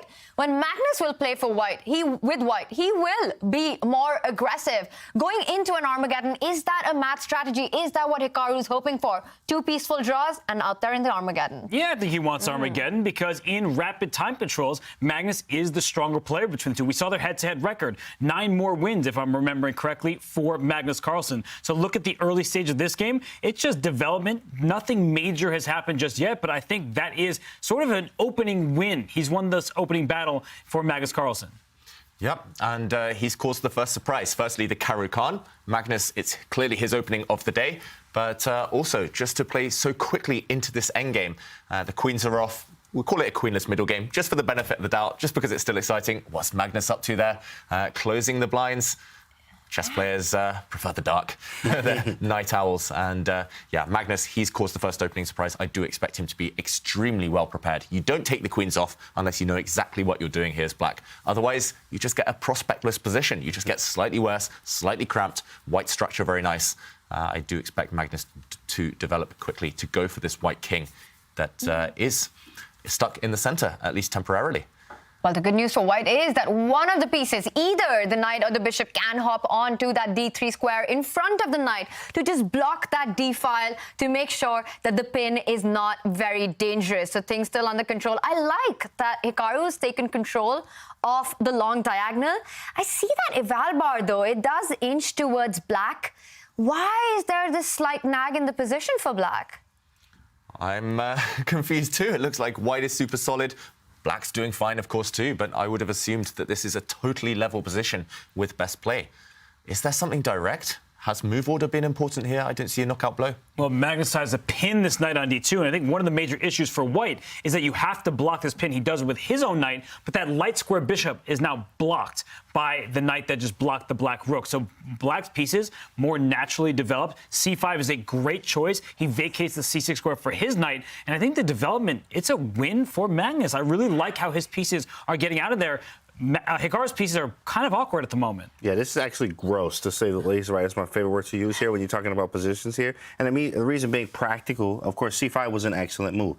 My bishops are out. Okay, if you want to take on f6, cool. Give me the bishop here. I'll take it all day. I'm castled. You're not. We're just going through, like, things in the position. I'm castled. You're not. My bishops are developed. Yours aren't really. Okay, maybe the bishop on b2. Your knight's kind of strange, right? c4, it could be possible, especially if you move the knight from d2. You got to move your king again after I've already made you move your king in that castle. My knight's going to go to the natural square c6, right? And then I can also maybe even double the rooks. I just have natural piece placement, natural piece development, and etc. And black actually just seems to be favored here in practical sense. Yeah, white is just stuck, completely stuck. I just don't see any kind of productive move right now. Of course, you would love to get these two out the way. You'd love to move your king as well, but where do you put it? If you move your king forward, you block this bishop even further. If you move your king to the side, your rooks will never be connected and never get into the game. And meanwhile, obvious what black's plan is, as both of you mentioned there. The knight is coming actually into a nice central square, potentially. Hikaru, it feels like he's messed up his move order somewhat, and it's actually white on the defensive. Surprising. Normally here we would be talking about a white safety, white advantage even, but it's the other way around. Yeah, I don't like this for Hikaru. I think it's also stylistically not what you should do against Magnus. It looks like he was playing, I don't want to say for a draw, I think he was just trying to get a position, but the position that he has received is not good. His pieces are not harmonious, his rooks are not connected and will not be for the foreseeable future, and black's development, on the other hand, is that straightforward as we've been discussing. So I really don't like the look this for Hikaru on the board, but also on the clock. He's several minutes behind in the early stages. Yeah, I'm really surprised. I mean, Magnus playing with the black pieces, starts with the Caro, makes two moves with that C pawn, and here we are talking about it being better for Magnus. That feels like some sort of a wizardry. It's not normal. He's playing Hikaru Nakamura, one of the best in the world, and it's hard to point out where white went wrong. Yeah, I think the opening choice, in fact, they're absolutely just going for the queen trade. He usually, when I saw knight f3, I'm like, oh, he's going to go for the two knights variation, because he does that a lot, especially in Title Tuesday against Hikaru Khan. I've seen many excellent two knights games from him. Knight f3 after d5, he goes knight c3. You go into the two knights Hikaru Khan, a favorite of Bobby Fischer's as well. And, I mean, I've seen him do that with great success against very strong players. But he went with the d3 line, and then after takes, and now we're in this position, right? Do you think that solid approach, Robert, is backfiring a little bit for Hikaru here? Well, he started solidly, but his last move is anything but solid. He pushed his pawn forward to f4 to block the diagonal that the dark square bishop is on for black. But when you push pawns forward, you leave squares behind. The g4 square, a knight can hop into there at some point soon. The e4 pawn is a little bit loose. So I feel like f4, it makes sense to block that bishop to gain some space for white, but also will cause some long-term problems. Yeah, you don't take that one back anytime soon. Magnus still has the very simple idea in the near future. I'm not sure whether immediately or in the next few moves of just plonking a knight in the center. Still difficult questions for Nakamura ahead. If he gets time, of course, he would love to solidify this pawn chain, this nice little trio here, but weaknesses on the squares around them. Definitely still white on the defensive. And meanwhile, I did get distracted for a second. I saw some of the Twitch comments about Blastoise versus Charizard. Water type does beat fire type. So Magnus, is he the favorite here? That's what I said from the beginning. That's why I use those Pokemon. Okay. It's not just, fire and ice. We see the red and the blue. Come on, it was intentional. It was intentional. Nice. That's right. Which Pokemon did Magnus say last tournament was his favorite? You asked him, right, Robert? Did he say? Psyduck, I want to say. Yeah. Psyduck, wow. Yeah, I think that was Kaya's Pokemon as well. Yes, it was. Yeah. Psyduck. Water, psychic type. Yeah, I can see that from Magnus. C6 and G3, we have those moves. You called it, David. He is trying to get that bishop out, but then creating these light squared weaknesses. How quickly can Magnus take advantage of that G4 square? Is it time to pounce on it already? It feels that way. If Hikaru does get a few more moves, if white's light squared bishop gets out the way, if the white king steps forward to a safer square, and the rooks connect, then all the opening problems have gone for Hikaru Nakamura. And actually, if anything, I would say momentum white, because black's bishop on the edge of the board, the dark squared bishop, is extremely stuck. You might need to take a step back with that, but then you lose time. So it does feel like now or not at all for Magnus if he wants to claim the opening advantage. Any ideas, James, Robert? Black? we both looked at each other like, oh, you go. Well, I do want to point out that this pawn on c5, the black pawn there, is under attack. It has been under attack. And right now, because the pawn on f4 got a second defender, I think white is about to snap it off the board. So perhaps black has to invest some of his own time to defend it. But that's not what you want if you are Magnus. We were just talking about how if Hikaru finishes development, he can fianchetto his light square bishop, get his king off the first rank. At long last, the rooks will get connected. So I do think that Magnus, he wants to operate quickly, and he does. He pushes that pawn forward. That is a pawn sacrifice. White can snap it up with his own pawn. Don't pick it up with the knight, because then the other central pawn gets weak. But wow, is Hikaru going to accept this? Yeah, if you take with the knight, just to put your move on the board there, Tanya, this looks pretty good for black. This knight now threatens a bunch of things, including a nasty knight fork on f2. I think he has to accept it. That is the answer. I don't think you really want to move your knight out the way. It does feel super risky to allow this pin to... Well, it's going to lead to bad consequences, simply. I do see checks in the immediate future for black, and this knight might even get trapped later on. So you simply have to accept this gift. And the question here for Magnus is how to compensate for the temporary pawn deficit. These, of course, are weak pawns on the queen side. Magnus, at some point, will simply go for them. But does he go for them immediately, or is there something even stronger?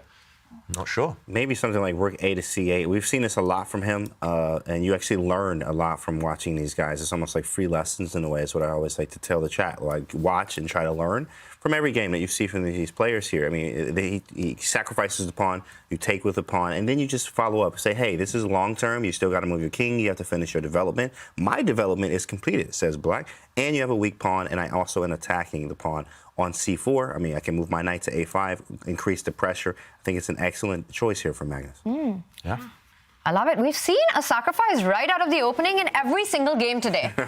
That's the mood the players are in. And this is kind of identical to what Magnus did against Levon. He gave up his c-pawn and doubled his opponent's c-pawn, isolated them. So Magnus, he just did this an hour ago, let's say. He's doing it again. And Hikaru, he's stuck. He has to take this pawn. I don't think he has another option than to take with his b3 pawn. Yeah, and it was man versus curtain there for a moment. It looks like the curtain won. Magnus gave up and came back to the board. But meanwhile, yeah, he goes immediately for that pawn. Hikaru realizes process of elimination again. He had to capture on the c4 square with his own pawn. But now, full of weaknesses, full of holes, the white position. If you look at the white half of the board, the first 4 ranks, everything's very loose there. Yeah. And I do fear for Hikaru if he doesn't survive the next few moves. We mentioned it earlier. Magnus needed something there and then. He found something interesting, and now it's Hikaru that needs a defense here and now.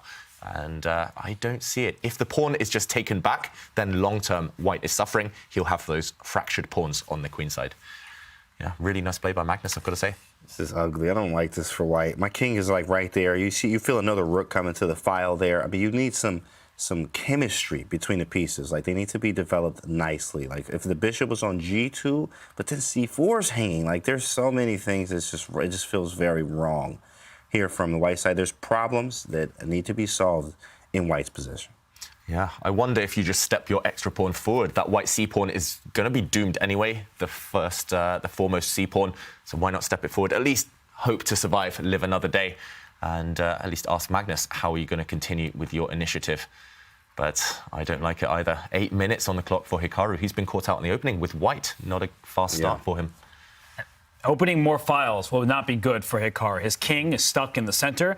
Black will have multiple rooks in that area of the board. The white rooks are not connected. He pushes his e-pawn. He's attacking a knight, so a very direct approach from Hikaru. That knight should just move away. It can hop forward into the g4 square, but it might get trapped. So be careful when you decide to go for an attack for a fork of your own, because if your knight wanders too far, let's say after knight g4, white plays king e2, and black makes some random move, I don't know, a6, something on the queen side, h3 traps that knight in its place. Yeah.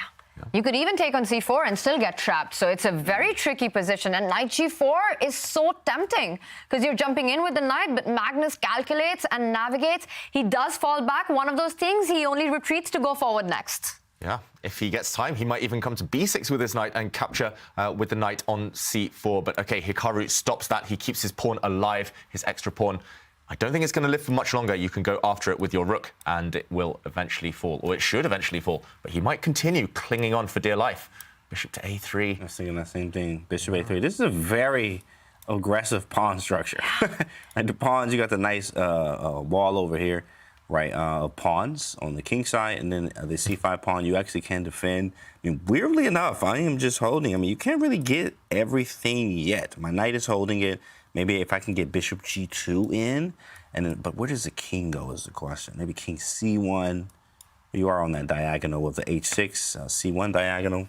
Yeah. Still things to answer, but I mean, it's looking a little bit better. Yeah. Looking a little bit better for white. White's won Connect 4 at least. That's a small victory. That's right. You mentioned Connect 4, and I want to ask you guys, is there an idea in the air for actually Magnus to strike with g5, opening up that bishop? You don't have f5 in the air. Is that something that Magnus is thinking about in the position? Absolutely. Why not? You want to open up the position on your own terms. So g5, it might initiate a pawn break that could be beneficial. But Hikaru brings his bishop. This is blocking with your face, James. 100% face block is premium. Wow. Bishop d4 for the score. Look at all these pieces on the file. Now, what he's saying is, I'm going to play c3 and lock it down, clown. He's going to put it right there in the center of the board. And that's a very strange structure. David, put pawn c3 on the board just to show how strange. Yeah, what is going on that d file? Right? Yeah. Like a random move here or something like a6 again, and then let me look at this structure. You know, don't try this at home, okay, guys? No, don't try this at home, right? But it is actually harmonious in a way. The pieces all do something. They're all kind of coordinating here, and then we have to figure out how to slowly untangle this. But I mean, there are pawn breaks, which Robert Hess always talks about. Pawn breaks control the game. There's b6, there's f6, there's g5. I want g5. You have to be, yeah, exactly. G5. I want it. I know you'll be happy with it, James. We need g5 on the board. You want this one, Tanya, just to break down this structure. No more next four. The bad part doesn't hate it. That's the good news. Right, right. G5 is strong. I like it. I'm a big fan of that stuff. And it does break that pawn structure up, like you talked about. It really does. And I think Hikaru, that's the type of move he would hate to face right now, especially as the clocks tick down. If one pawn disappears, it's likely the whole edifice, the whole chain will fall later in the game. So I like that. I also like chipping away at the other pawns on the queen side. Magnus spoiled for choice, but he is a pawn down. And again, it's that theme we mentioned earlier today. The longer that kind of doesn't clarify itself, the longer you can't gain your pawn back, the more you might sweat later in the game. But I really like James's point, because something we as commentators often do is we suggest moves, and James mentioned 3 different pawn breaks. He said pawn to b6, pawn to f6, pawn to g5. So if you're analyzing this right now, look at all those pawn breaks to see which one is best. Magnus chooses b6, f6. There's a valid reason for that as well. And I like the fact that he's playing on the queen side, because white is unprepared to meet knights hopping forward. The bishop on d4, the rook just eyes it from d8. So I like the initiative that black is building here, and there's a lot of pressure aimed towards white's camp.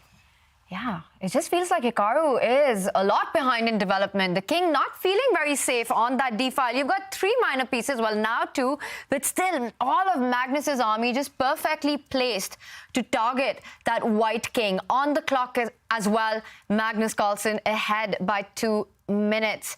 How tricky will this be for Hikaru to defend? He is one of the most resourceful players ever. That's the thing. Earlier, you asked about strengths, weaknesses. Defense is one of Hikaru's main fortes in chess. He just never gets flustered, even when his back's against the wall, even when he's forced to retreat pieces like he's just done with his bishop. He's still confident that he can unravel later on and kind of work his magic against the opponent. The problem is, when you're facing a super strong opponent like Magnus, they will not back down. Every move will arrive with a threat, and if you just slip once, it might be game over. Magnus's last move, I'm not sure exactly what it does, but it does slightly improve black's light-squared bishop.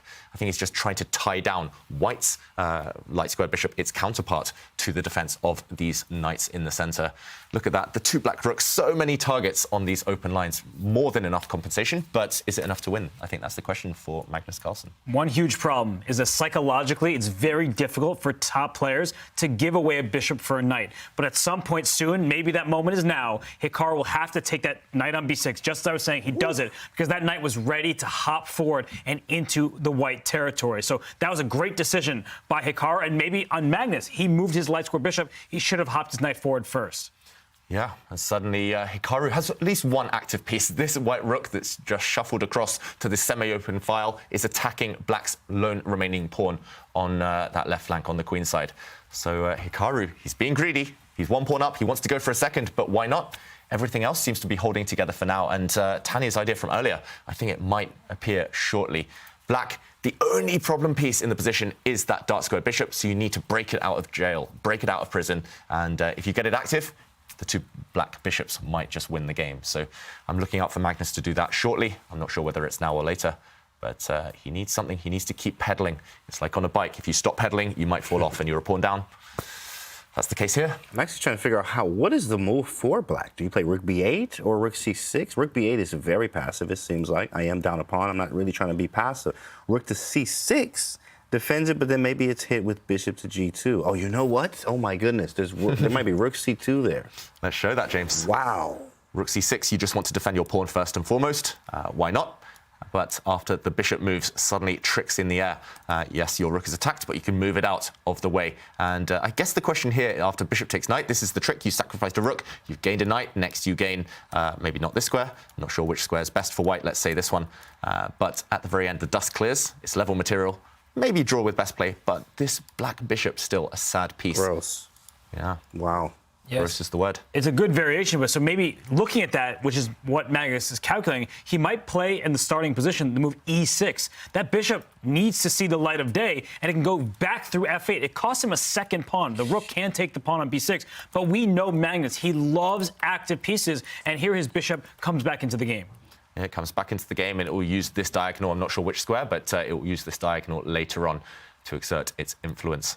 Yeah, I still like it. White is tied down, this rook not participating, so temporarily at least, Magnus is playing with an extra piece. So despite the two-pawn deficit, definite compensation. Magnus now in the tank, dropping below Nakamura for the first time in this game, really. And anything could still happen. Yes, the evaluation bar slightly prefers black. I slightly prefer black, but I could see this turning around. Some of the variation we showed there, actually, white, very, very safe, and still material up. Magnus looking away from the screen for a second there, calculating something. James, calculation over everything. That was his calculation face. That's right.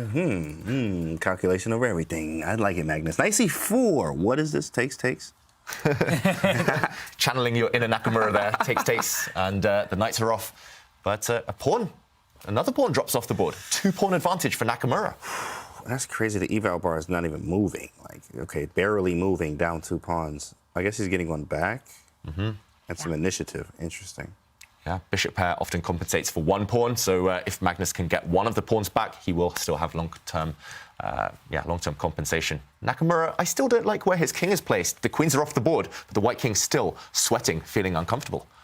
Yeah, and that rook on the other edge of the board, the h1 rook, far away from play. The bishop not developed. A lot of compensation, and Magnus does have the bishop pair. Hikaru doesn't even pretend to defend that a2 pawn. He says, I need to get my pieces into the game.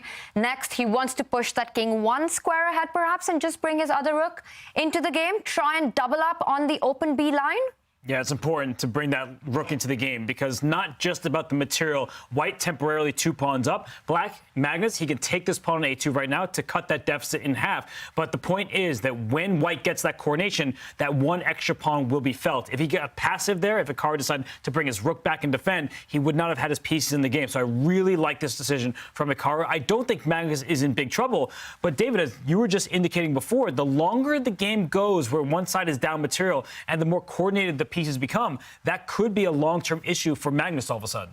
Yeah, for sure, at least psychologically. And we can tell that on the clock times. Magnus is feeling the pressure, the burden to do something, to win pawns back, to maybe clarify the tension, and maybe even to push this game towards a draw. Earlier, we were talking about Magnus trying to win.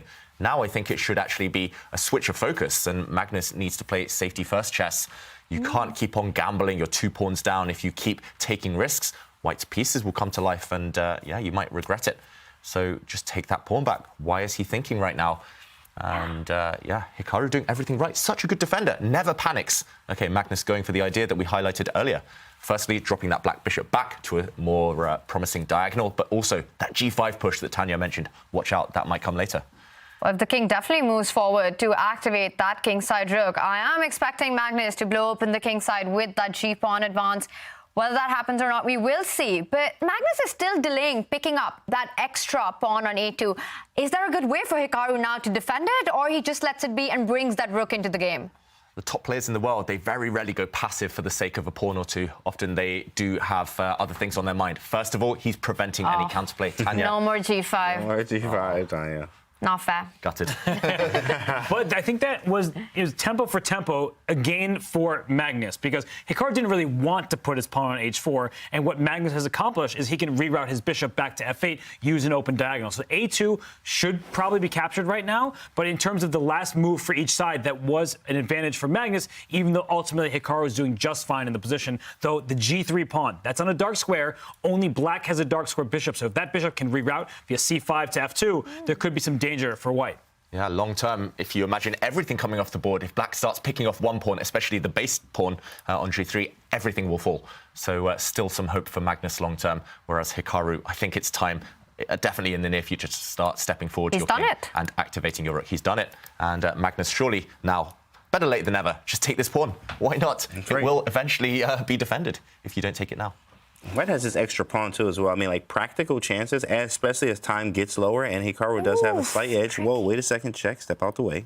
Oof. This white king is doing a dance with death right now. It could get trapped on the back rank. And that was important. He could probably be in a lot of danger if he would have stepped up to the e3 square, because potentially then black could have snapped up that knight on d3 and stepped back with his own bishop, giving a check. So lots of dangers and an attack with the bishop pair for Magnus. This looks very dangerous all of a sudden. The white king is actually in a mating net, and so rook takes a2 is about to happen, and Hikaru does not look particularly thrilled. You see his face, he is diving into his laptop screen, because let's say you play rook b3, you want to get that bishop out of there. Black can ignore it. Black can take this pawn a2. You get the bishop. Guess what? I'm getting your rook. That rook that has not moved in the corner. It will never move because I'm snapping off the board. Hey, Robert be doing his tactics every day, chat. Make sure y'all doing your tactics. Puzzle Rush, okay? Put your Puzzle Rush score in the chat. Make sure you do your tactics every day. That's a nasty tactic there. Rook b3 is a move a lot of people would actually make in this position. It attacks the bishop, but rook takes a2.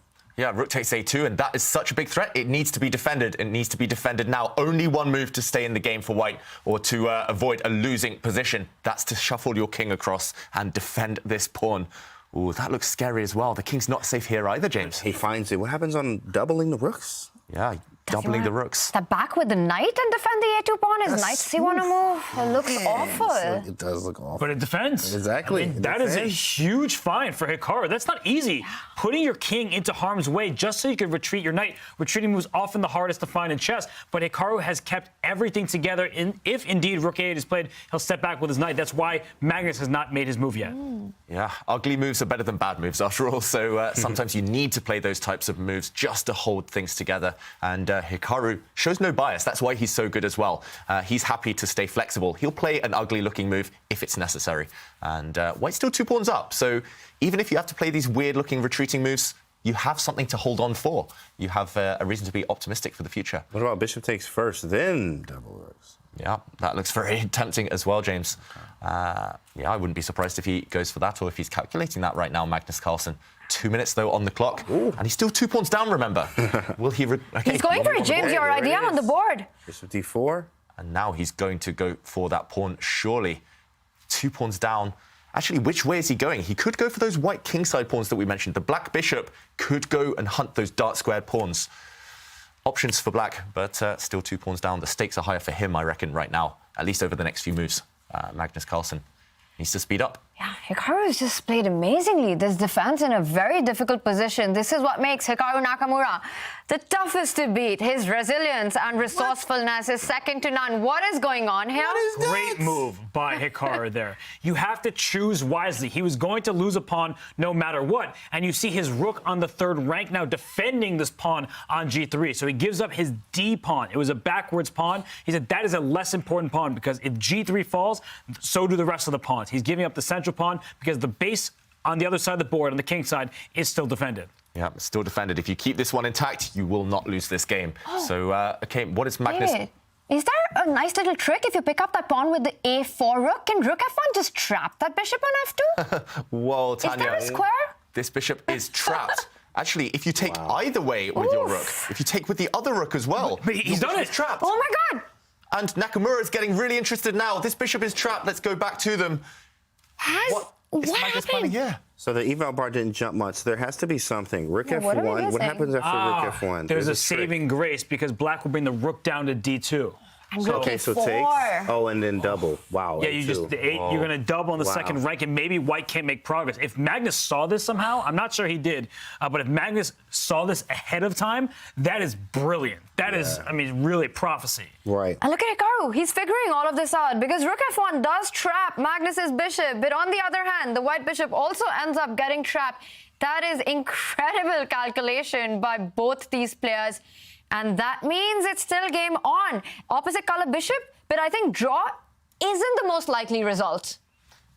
This one is crazy, and I think we will see this on the board. If not, we'll put it on the analysis board. Actually, while Hikaru thinks, let's put it up, because this is about to happen. It's what he's thinking about. It's what he's calculating, at least. The most natural move in the world. Trap your opponent's bishop. And here, actually, I think black only has one move to survive. He didn't go for this. Here, black, incredibly, needed to give his bishop up on this square. What? If you brought your rook back, you are losing. Rook takes after a capture on this square. Apparently, white is winning with a nasty check, the king moves, and a saving grace. Bishop to c4. Whoa! And white would have won. I think both players might have missed this. I can forgive them. Nasty. Yeah. This would have been difficult. I don't think any human with 1 minute on their clock would have found this. For example, rook takes rook, and white emerges with an extra bishop. Missed opportunity for Hikaru, maybe. Yeah, definitely. Rook F1 only move was bishop takes g3. Wow. Instead, we have this position, and a set of rooks are about to be traded. Watch out for these pawns. Hikaru needs to be very careful. If this pawn disappears, black will be the one with winning chances. And I look at Hikaru, I think he just figured it out, that he missed this. It's possible. He doesn't look happy with what's just happened. That is clear. Yeah. He kind of called Magnus's bluff. Okay, the rooks are all disappearing. Magnus leans back and breathes a sigh of relief. Does he think it's a draw? It is a draw. They agreed on it. So he doesn't have to think anything. They agreed on the draw in the position. And wow, that was actually wild. That was some heat. That was some heat right there. Tactics way there at the end. And Hikaru got away a little bit in the beginning there. Magnus has some pressure on him. Wild game. We got another one coming up. Yeah, look at Hikaru. I think he did see that moment at the end of it, throwing his hand in the air. What a big missed opportunity. He could have trapped Magnus's bishop. David, take it away. Yeah, it was all about this one moment, only a few moves from the end of the game. The players we saw agreed to draw after all the rooks disappeared. Opposite colour bishops do have a very drawish tendency. But while the rooks remained on the board, that was anything but the case. Here, Nakamura, the move he was very focused on was this rook slide. The black bishop is trapped, but maybe here he assumed that Magnus had this drawing resource by attacking the white bishop and then pinning the white bishop. 2 rooks on the second rank, after all, extremely dangerous. But this killer move here by Nakamura, I think, was missed. A rook check, getting the rook out of the way, clearing the diagonal to hit this black rook. It's sadly on a light square, and actually, after the dust clears, white would have been winning. Magnus would have had maybe better defenses, but a missed opportunity nonetheless by Hikaru Nakamura.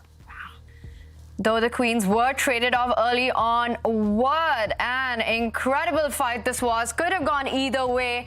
And with that, it means Magnus Carlsen and Levon Aronian, they draw their first game going into the second one. If that's a draw, then we'll have an Armageddon. If either one wins this, they go through to the grand final. Before that action starts, for our non-subscribers, we've got a Twitch break coming up. But for those of you who have subscribed, stay right with us.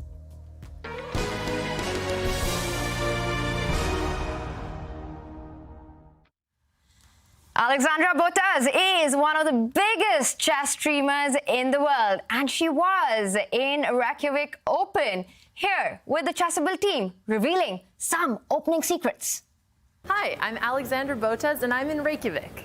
I've been preparing for every single opponent here. I'm really lucky because I'm working with Grandmaster Hammer, and he's incredible at preparation.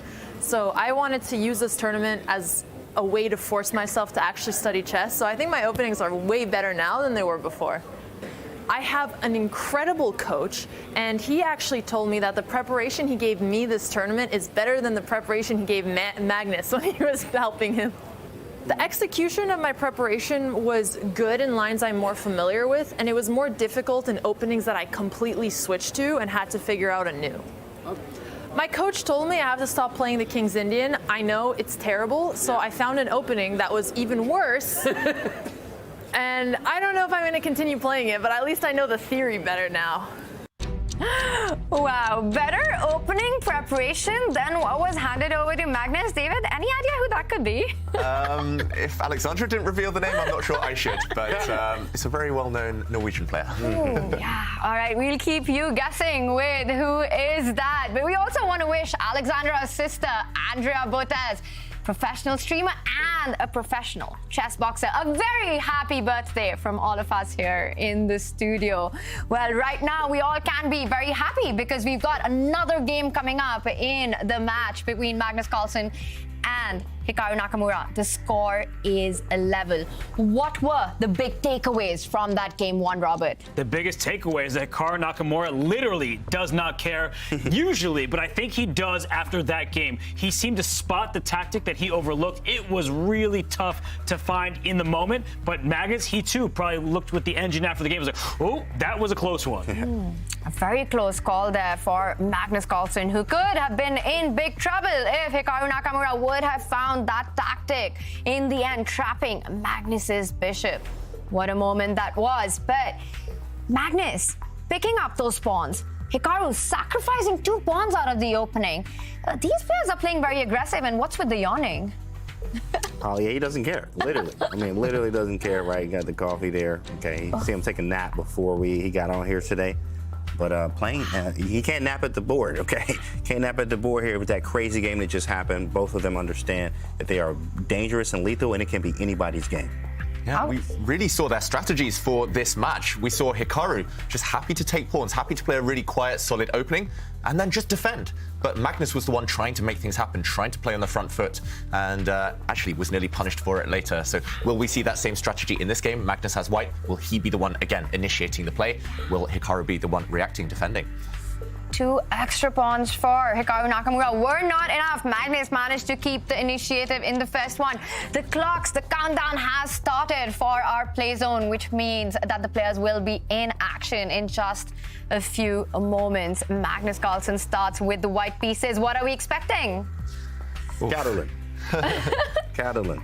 Okay, I'll say English opening, Robert. Okay. I'll say E4. 1 E4. I'm going with Robert. Okay.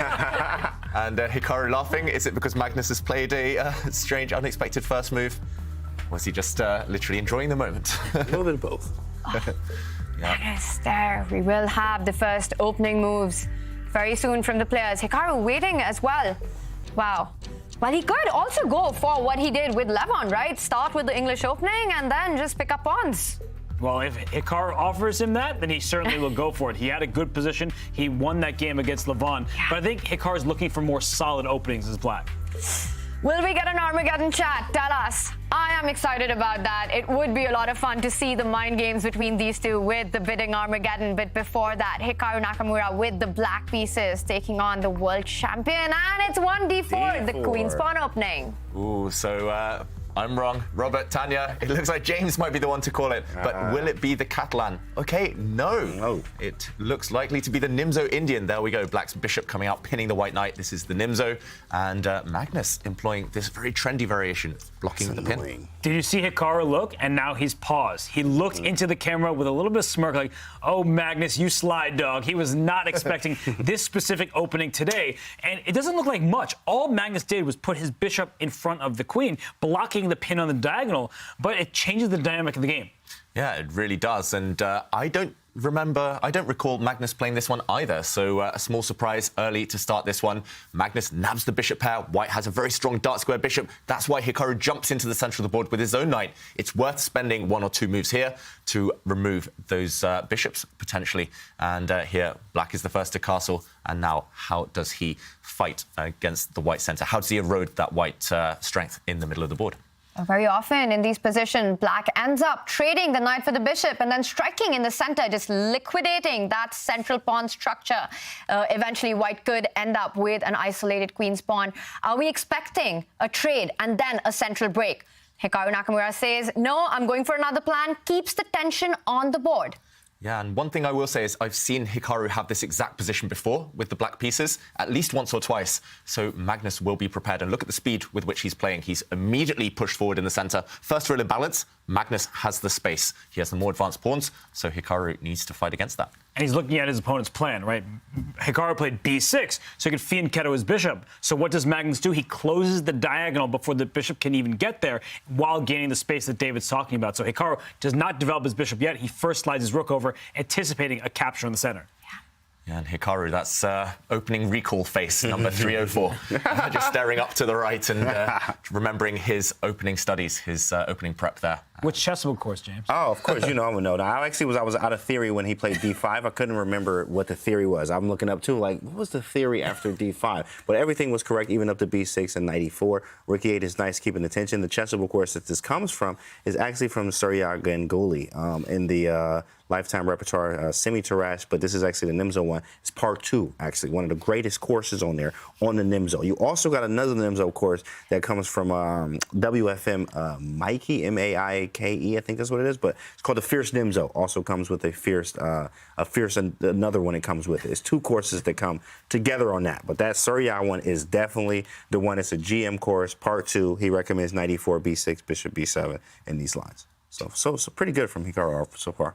Oh, impressive encyclopedic knowledge again, James.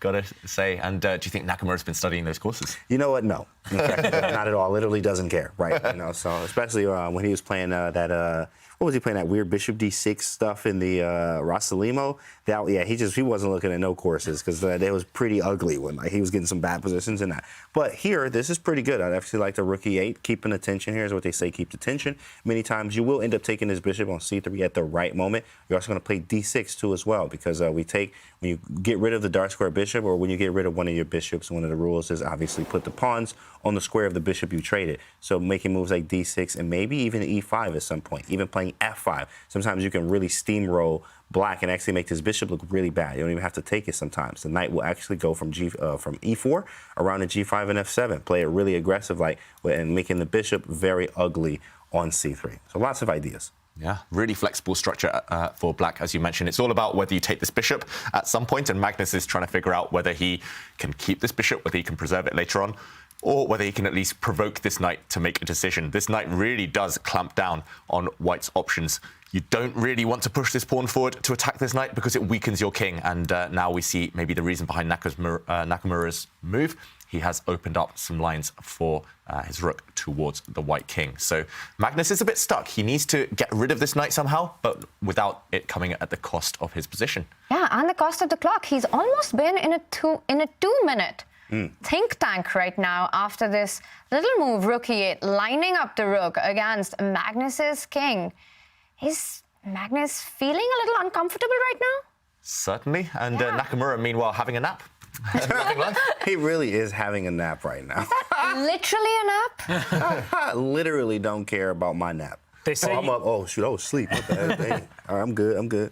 I mean, they say you snooze, you lose, but Hikaru is showing that he could take a nap and still hold off Magnus Carlsen. But in this position, Magnus is trying to determine what he does with his pawns. And that light square bishop on f1. It hasn't moved. It's blocked by its own knight. He can try to fianchetto that piece, but it comes at some risk because you keep moving pawns in your position. You leave some squares behind. And I think Magnus, maybe he's not familiar with the opening. I know it was his choice, but it might have just been a one-off decision without actually knowing the theory behind it. Yeah, and that's the cost sometimes. If you haven't played openings, you can study them all you want. But if you haven't played them, you might not be familiar with the ideas. And what a move, James. That's spicy. I mean, you know, that's up my alley all day. H4, and then Nakamura starts. He says something to himself like, what is this, bro? What are you doing? But it's very aggressive. And I like the idea. One bishop's pointing. He wants the other one to go as well. I mean, I was actually thinking this too. I was like, okay, maybe not. Maybe he won't go for this. I was actually thinking castle queen side. You see this a lot in the knight f3, b3 lines early on with bishop to b2. This is like the Kali type aggression where even Shaq Mimidirov actually plays very aggressively with the knight f3, b3 lines. Knight f3, move 1, b3, move 2, bishop b2, move 3. He actually ends up playing c4 sometimes, playing queen c2 and casting queen side, throwing the g-pawn up the board. Bishop goes to d3, literally just trying to blow you off the board. So it has some reminiscence of that, where the knight can move, you can play bishop d3, queen c2, castle queen side, literally launching all out attack. Yeah. That is an aggressive move by Magnus there. It's almost like when in doubt, play h4. And how serious is this? Is he planning to march down with that h-pawn all the way to h6 if he gets the chance? Or, David, is this more of a way to get the rook into the development with a rook left? I'm not sure, Tanya. I hate it. I would never play like this. I just don't think you can break the opening rules like this. Look at the white king. Look at the white light square bishop. And Nakamura has the opportunity to open the center. When the center can blow open like this, can you really get away with playing on the flanks? You're not really attacking anytime soon. That black knight in the center on e4, so beautiful, so glorious as well. I prefer black, I've got to say.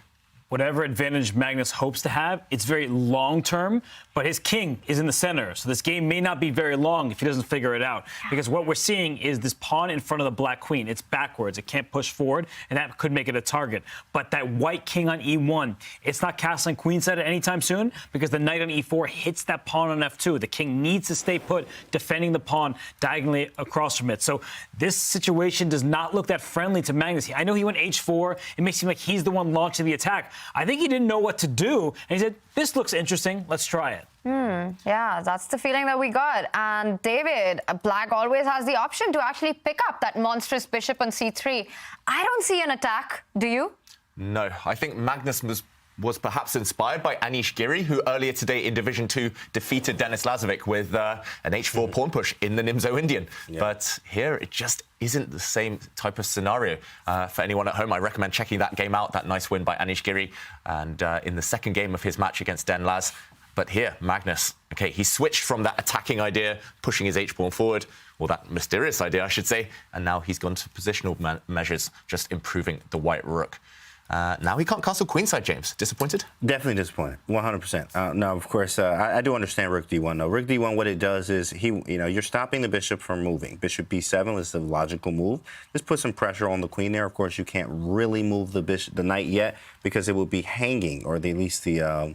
There's actually, wow, bishop b7, knight d4, knight c2 is mate? Is that serious? Whoa. Oh, my goodness. Just show that real James, quick. we have to show that. That is mate. That's disgusting. Yeah, so Nakamura played his queen to e7, very logical, standard move. Bishop to b7, this would have set a nasty trap. Queen takes pawn. Boom, knight d4. That's disgusting. You've been doing your puzzle rush, James. Oh, every day. Every day, absolutely. Breakfast, lunch, and dinner. And this queen now and the rook, they are disconnected. If queen takes queen, for example, intermediate move, knight c2, checkmate on the board. Even queen b7, the same thing. Yeah, queen b7 as well. Knight c2, checkmate. And maybe missed by both players, you've got to think. Not an easy one to spot from afar, but this one, Nakamura, is still in the air for later. He's first moved his queen. Nasty variation, James. He's clearly been doing his workouts both on and off the board. But you mentioned Anish Giri. I just want to give a quick shout out to Anish. He did beat Yu Yang Yi, and he moves on to face Maxime Vachier-Lagrave in the losers final in Division 2. The winner of that matchup faces Nodirbek Abdusattorov, the Uzbek teenager, the former world rapid champion, the Olympiad champion. He is already in the grand final. So the winner of the Super Gym clash will face Nodirbek in the grand final tomorrow. Yeah, big names everywhere. Big names, big games. And Magnus, h5, James. Yeah, I knew this was coming. You have to play h5, right? And you want a rook lift, you know what I'm saying? Do you even rook lift? Are you hitting the gym with the rooks or not, right? h5, and then when we live, right? Rook h3 looks good. You want to play maybe f3 at some point, but that's really gross. So you have to be careful. There's even some sacrifices like bishop g7 at some point. I need to get my pieces out, though. This is the problem. I want to move this knight, but he's going to take on c3 almost every time. He stops me with h6. I mean, G4, you might as well. You might as well at this point. I mean, Magnus just out of his mind right now. I like it, though, but G4. I have a feeling it might be the rook lift at some point over the next couple of moves, because actually, if this knight disappears, then you do have access to some really nice squares going towards the black king. But mysterious play by Magnus. Ambitious play. We've got to love it. Definitely. Yeah, creative stuff. Wow. Magnus Carlsen with the aggressive H-pawn, but it has been stopped for the time being by Hikaru Nakamura. How dangerous is a potential sacrifice on F2? Is that something that Magnus needs to watch out for? Potentially. Actually, it wasn't even on my radar until you mentioned it, Tanya. Now I'm super scared. But unfortunately, it doesn't work for black yet. It also, white's move. That's why I think advancing the white rook to the third rank, covering some squares, holding on some pawns, getting pieces into protective, defensive kind of formations before anything bad happens to the white king. Makes sense. because I'm so scared of what Tanya just suggested, I might even bring my queen back 2 squares because the queen on d5, it's not attacking anything. It's actually vulnerable. It's susceptible to being attacked. And James showed some cool checkmate attacks for black because the queen would be loose. So queen back to d3, that also vacates the d5 score. I want to bring my knight up to f4 and into d5. At least I'll have one active piece, and that's an outpost square for white's pieces, and that protects e3. No knight sacrifice on f2. I think after the queen drops back to d3, finally white can start developing. Yeah, I really like it. Just freeing up the knight, yeah. And defending this bishop as well, so that knight takes bishop will never come at the cost of kind of shattering those white pawns.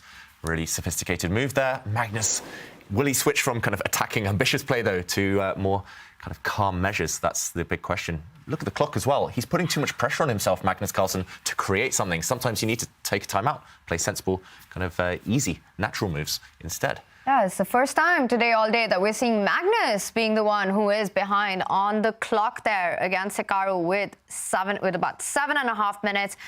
Robert, your idea, and Magnus goes for it. He says that d5 juicy square, my knight belongs there. That's why I love commentating, is because sometimes I can guess the move that Magnus is about to play, but I get help from my friends. You all were suggesting really good ideas, and because I was so concerned about this pawn in f2, and I didn't want to do a rook lift so early because I didn't know where my king would go, process of elimination led me to queen d3. I think it's a great decision, and it's difficult for players, once they're all in on the attack, to take a step backwards. Magnus saying, I need to play the position, not the mentality. He brings the queen back, the knight will be able to jump forward, as David was highlighting. The pawn structure will not be shattered if that black knight takes the dark square bishop on c3. I really like this move, and not just because I suggested it. I think it allows white's pieces finally to get out. Yeah, really nice, harmonious move now, and Nakamura needs something himself. Long-term, black is struggling, especially the backward d-pawn, and James, your trick is on the board. Come on, big dog, let's go. Yeah, tactics of breakfast, lunch, and dinner. We got him. Wow, does it still work? Oh, it's still there. We got to show this, it's David. It's still there, David. Well, queen takes pawn. If you get greedy, you might live to regret it. Knight d4, James. Oh. Throwing it in the way. If this knight is captured by a pawn, the white queen drops, queen takes queen. If you take the enemy queen, checkmate, smothered mate, and that king is suffocating behind its own pieces. But amazingly, it's an even, right? So Wow. that means that white has to continue this variation with rook takes that knight in the center. I think it's rook d4. This is a crazy line. It is, bro. This is sickening to me that rook d4 even works. How is this even a thing? So you give up material, and here, I guess, you take back with the bishop, and despite it being the endgame, it's level material. Man, get out of here. This ain't equal. Like, get this off the screen. There's something wrong with the eval bar. Engineer, fix that bar. Something wrong with the bar. You know, I'm up in exchange, bro. Magnus isn't taking on d7. I don't see this happening. I mean, the alternative is knight f4, and he hasn't played it yet, so you know he's calculating. I told you. I told you. You gotta be kidding me. He was thinking. So he was taking his time. He actually loves endgames like this, where there's a material imbalance. He actually, I believe, knows with certainty that he's not worse in this endgame, and he's going to try to win. Wow. Yeah. It went right down this line, bro. Yeah. So You guys just call this. It's on the board. I'm a Jedi. I'm a Jedi, okay? I'm a Jedi. Yep, that's right. But this is crazy. Bro. This don't make any sense at all. Yeah, so we should That's do cool, bro. What? a recap. Material count now. Black has a rook, white has a bishop and 2 pawns in return. So level material, but of course extremely imbalanced. Black's rooks look pretty good, I've got to say. White has some weak pawns at the moment. Can white get organized? That's the question. Materially, you said it's balanced, right? Because white has got the 2 pawns for the exchange. But who does it favor positionally? Is the exchange going to count more, or the minor piece activity here for Magnus? You would think the rooks, but white's dark square bishop is a rock in the center of the board. It plugs an open file. If the black rooks can't break into white's position, then white's pieces might creep out a bit later on, especially that white knight, if it can find itself on a good square. I think Magnus has decent chances.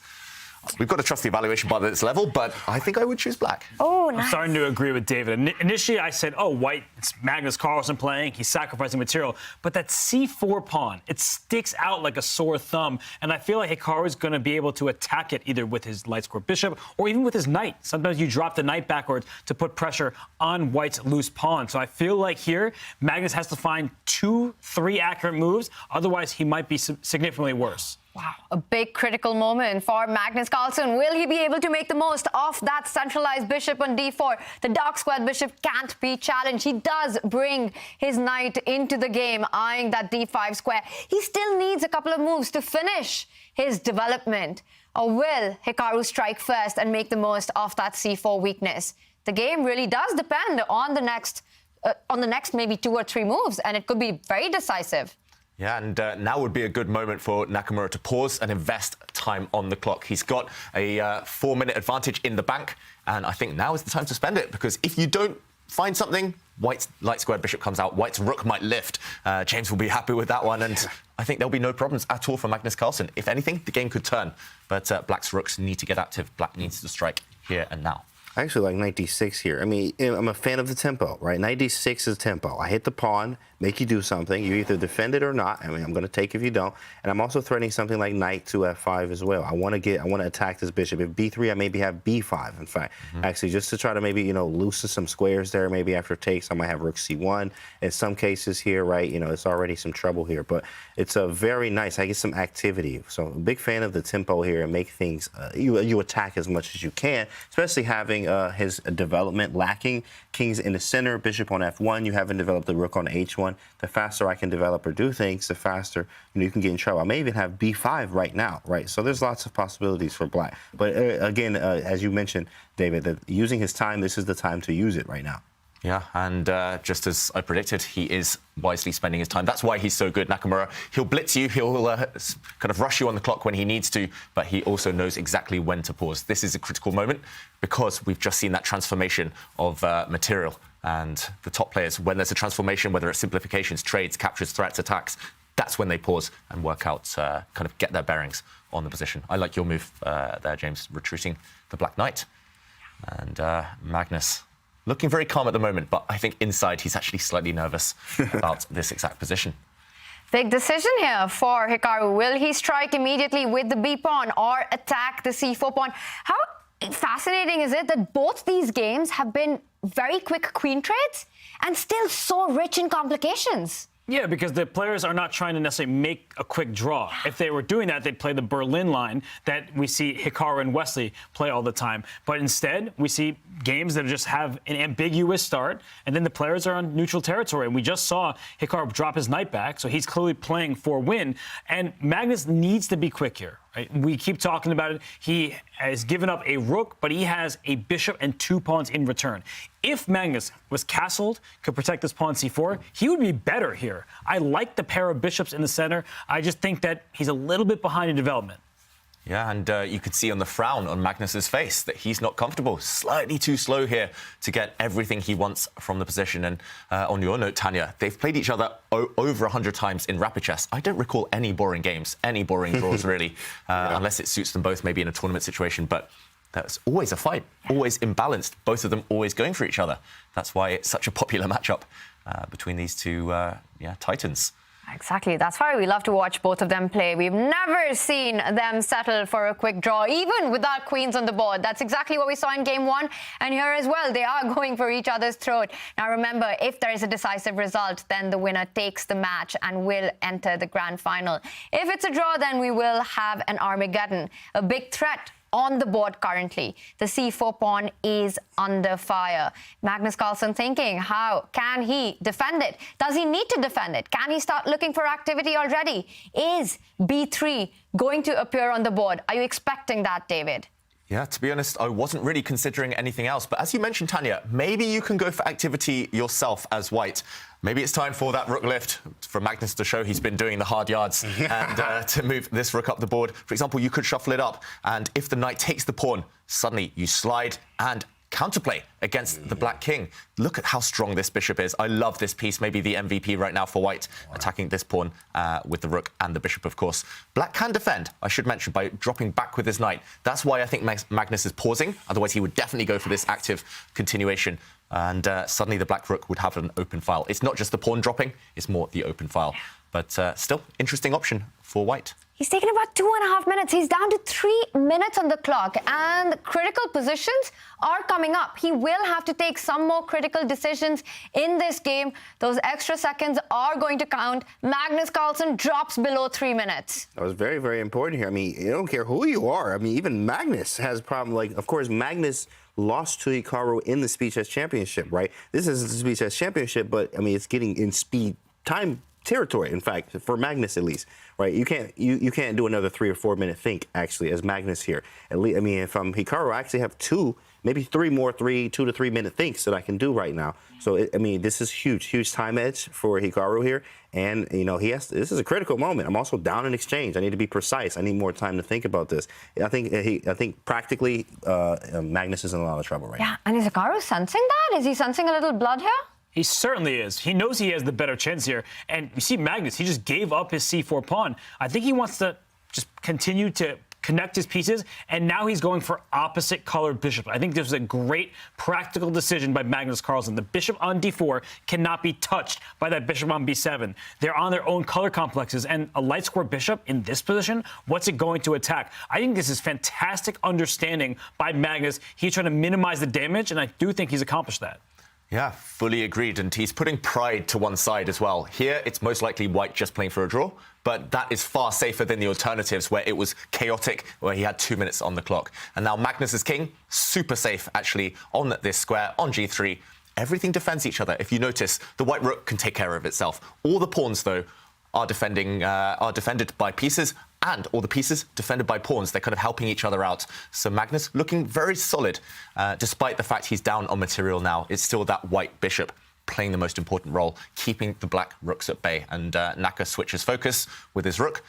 He about to take that boy. Yeah, he about to take that bishop. That bishop's so strong. I mean, that's the strongest bishop ever. You're actually right. I mean, in fact, like, you can't never move it. That is such a strong bishop. So you may have to sack it back, to be honest here. That's a really rock-solid bishop. I like how you said rock there, like on d4. I mean, you can never move it. And, like, what do I do now? Yeah, I have the exchange, but this is tough. I mean, wow, Magnus is definitely showing some class here. I mean, yes, okay, you got your exchange, but look at this bishop. I mean, my knight, I don't have any weaknesses anymore, maybe a4. I mean, even if you win that, it's still not as clear. Yeah, this is the human touch over analysis engines, computers, because I think computers probably didn't have this on their first 2 or 3 options, but I just love it for white. It's so easy to play now. You just bring your rook across to a1, you throw this white a pawn up the board, you trade off pawns.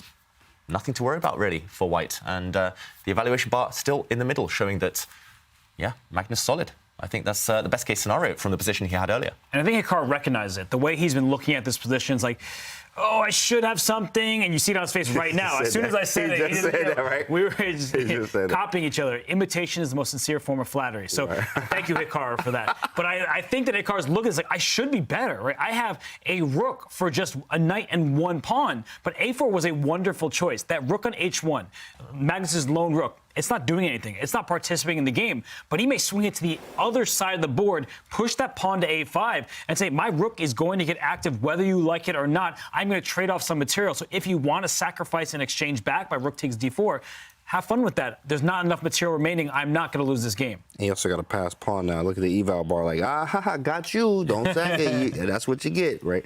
Yeah, and the white rook gets active nonetheless. Suddenly it's white, maybe with the advantage. The white knight, very stable. The black bishop, not stable at all. And Nakamura brings his rook across. Maybe just having lost a turn there, a full tempo, he could have played this move on the last go. And if he does offer this rook trade, of course, Magnus will say no. The white bishop, white knight only hold their own if there's a white rook on the board, and Magnus will avoid that trade for sure. As Robert mentions, trying to get his own rook active next move. That's just a general tip. If you're playing with minor pieces, they're always much stronger if you have a rook in combination with them. And looking good for white, I've got to say, or at least looking stable enough. Still not better, but no That's risk. actually a great point that you just made, David, that in these kind of positions, Magnus has to avoid the rook trade to keep the bishop and the knight, the minor pieces, hold their own against the exchange that Magnus is currently down. He wants to get that a-pawn rolling. He wants to try and create weaknesses in black's camp. Is that a threat that Hikaru can stop right now, or is Hikaru going to create his own counterplay? Well, I think that if the queenside pawns get traded off the board, the game's immediately a draw. So that is what Magnus aimed for. If the rooks come off now, the reason why white will lose is because of the presence of the queenside pawns. The bishop and the knight, they're far to the side. They won't be able to defend those pawns on the queenside. So if B and A pawns are off, then you could trade rooks. You still make a draw because there's nothing black can do to kick your minor pieces away. Yeah, and I heard this great saying, I think it was by Jesse Cray, and he was saying it's like ice cream flavors. You want one of everything when you're the exchange down. Here, you want a rook, you want a bishop, you want a knight, because they actually combine really well together. To make a sundae. To make a sundae, exactly. There you to go. make a tasty sundae. But yeah, without one of those flavors, it becomes a much more bland position, much more one-dimensional, and it's not to everyone's taste. So yeah, I think here, actually, believe it or not, the only plan that I see for black here, David, is maybe like, this is a long shot because, I mean, his pieces are so well placed, Magnus's, that the plan, I mean, even if time is getting even more even now, too, is rook c1, right? He's going to avoid the trade, bring the other rook. Well, he didn't play it, but my goal here is to play king h7 and go g5. Then after en passant, play g5 again, get rid of the knight, and get my rook to c2 and the other one to g1. Wow. This is I mean, it's a long-term plan, but if I can get this, then I can win the g2 pawn. But it takes a while to do this. Yeah, instead, I like this, James, at least from a point of view of going for the win. Hikaru chooses a more solid option. We see this position in front of us. There's been a trade of one set of pawns on that side, on the queen side, and white should be relatively safe. Feels like Nakamura, he's just set up a barrier. Black's rook on the 7th rank, black's bishop. Make sure that the white rook will never get active. And wow, indeed, he is retreating. I think he's just saying, OK, I'm going to play for the draw. He offered a draw.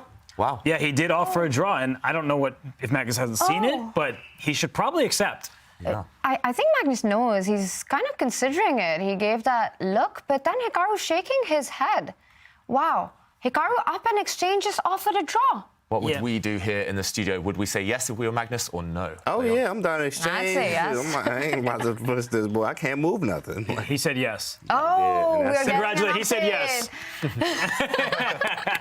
You made him an offer he couldn't refuse. Wow. Guys, that means we are going to be heading into an Armageddon. Hikaru. He still can't believe Magnus accepted the draw. I'm not sure what's going on there, but I'm loving what I'm watching on the camera. He's analyzing, for sure. He's looking where he could have done better. I mean, he has a wooden shield. I mean, he has a wooden shield and a pawn, and I mean, you know, he has a wooden shield. Yeah. Classic right triangle. Wow, quite a complicated endgame that was by these two players with Hikaru Nakamura up in exchange, but Magnus Carlsen with the compensation. David, break it down for us. Yeah, and I guess some of the viewers at home might be wondering why the game ended prematurely there, why the players agreed to a draw, and this was the final position. Black's rook has just retreated to the 8th rank, to the c8 square, and essentially Nakamura is saying, I'm defending everything. And indeed, this black bishop holds the queenside pawn, nothing to worry about on that flank, and these two black rooks hold any infiltration squares for white's pieces. Meanwhile, on the inverse side, on the flip side, for black here, you can't break through either. This white knight guards some very important pawns. The only pawns on light squares, the only two potential weaknesses, nothing to be done there for black. And this rock-solid bishop, the best bishop you'll ever see, defended by a pawn on a beautiful outpost, and it appears at both sides of the board. Essentially, neither side can make progress without worsening their own chances, without taking massive risks. So the status quo is maintained, and the draw was agreed. Wow. Hikaru offers a draw. Magnus accepts it. And with that, we are heading into an Armageddon after two very exciting draws. After this Twitch break, we will be back with a breakdown on the strengths and weaknesses of these two players.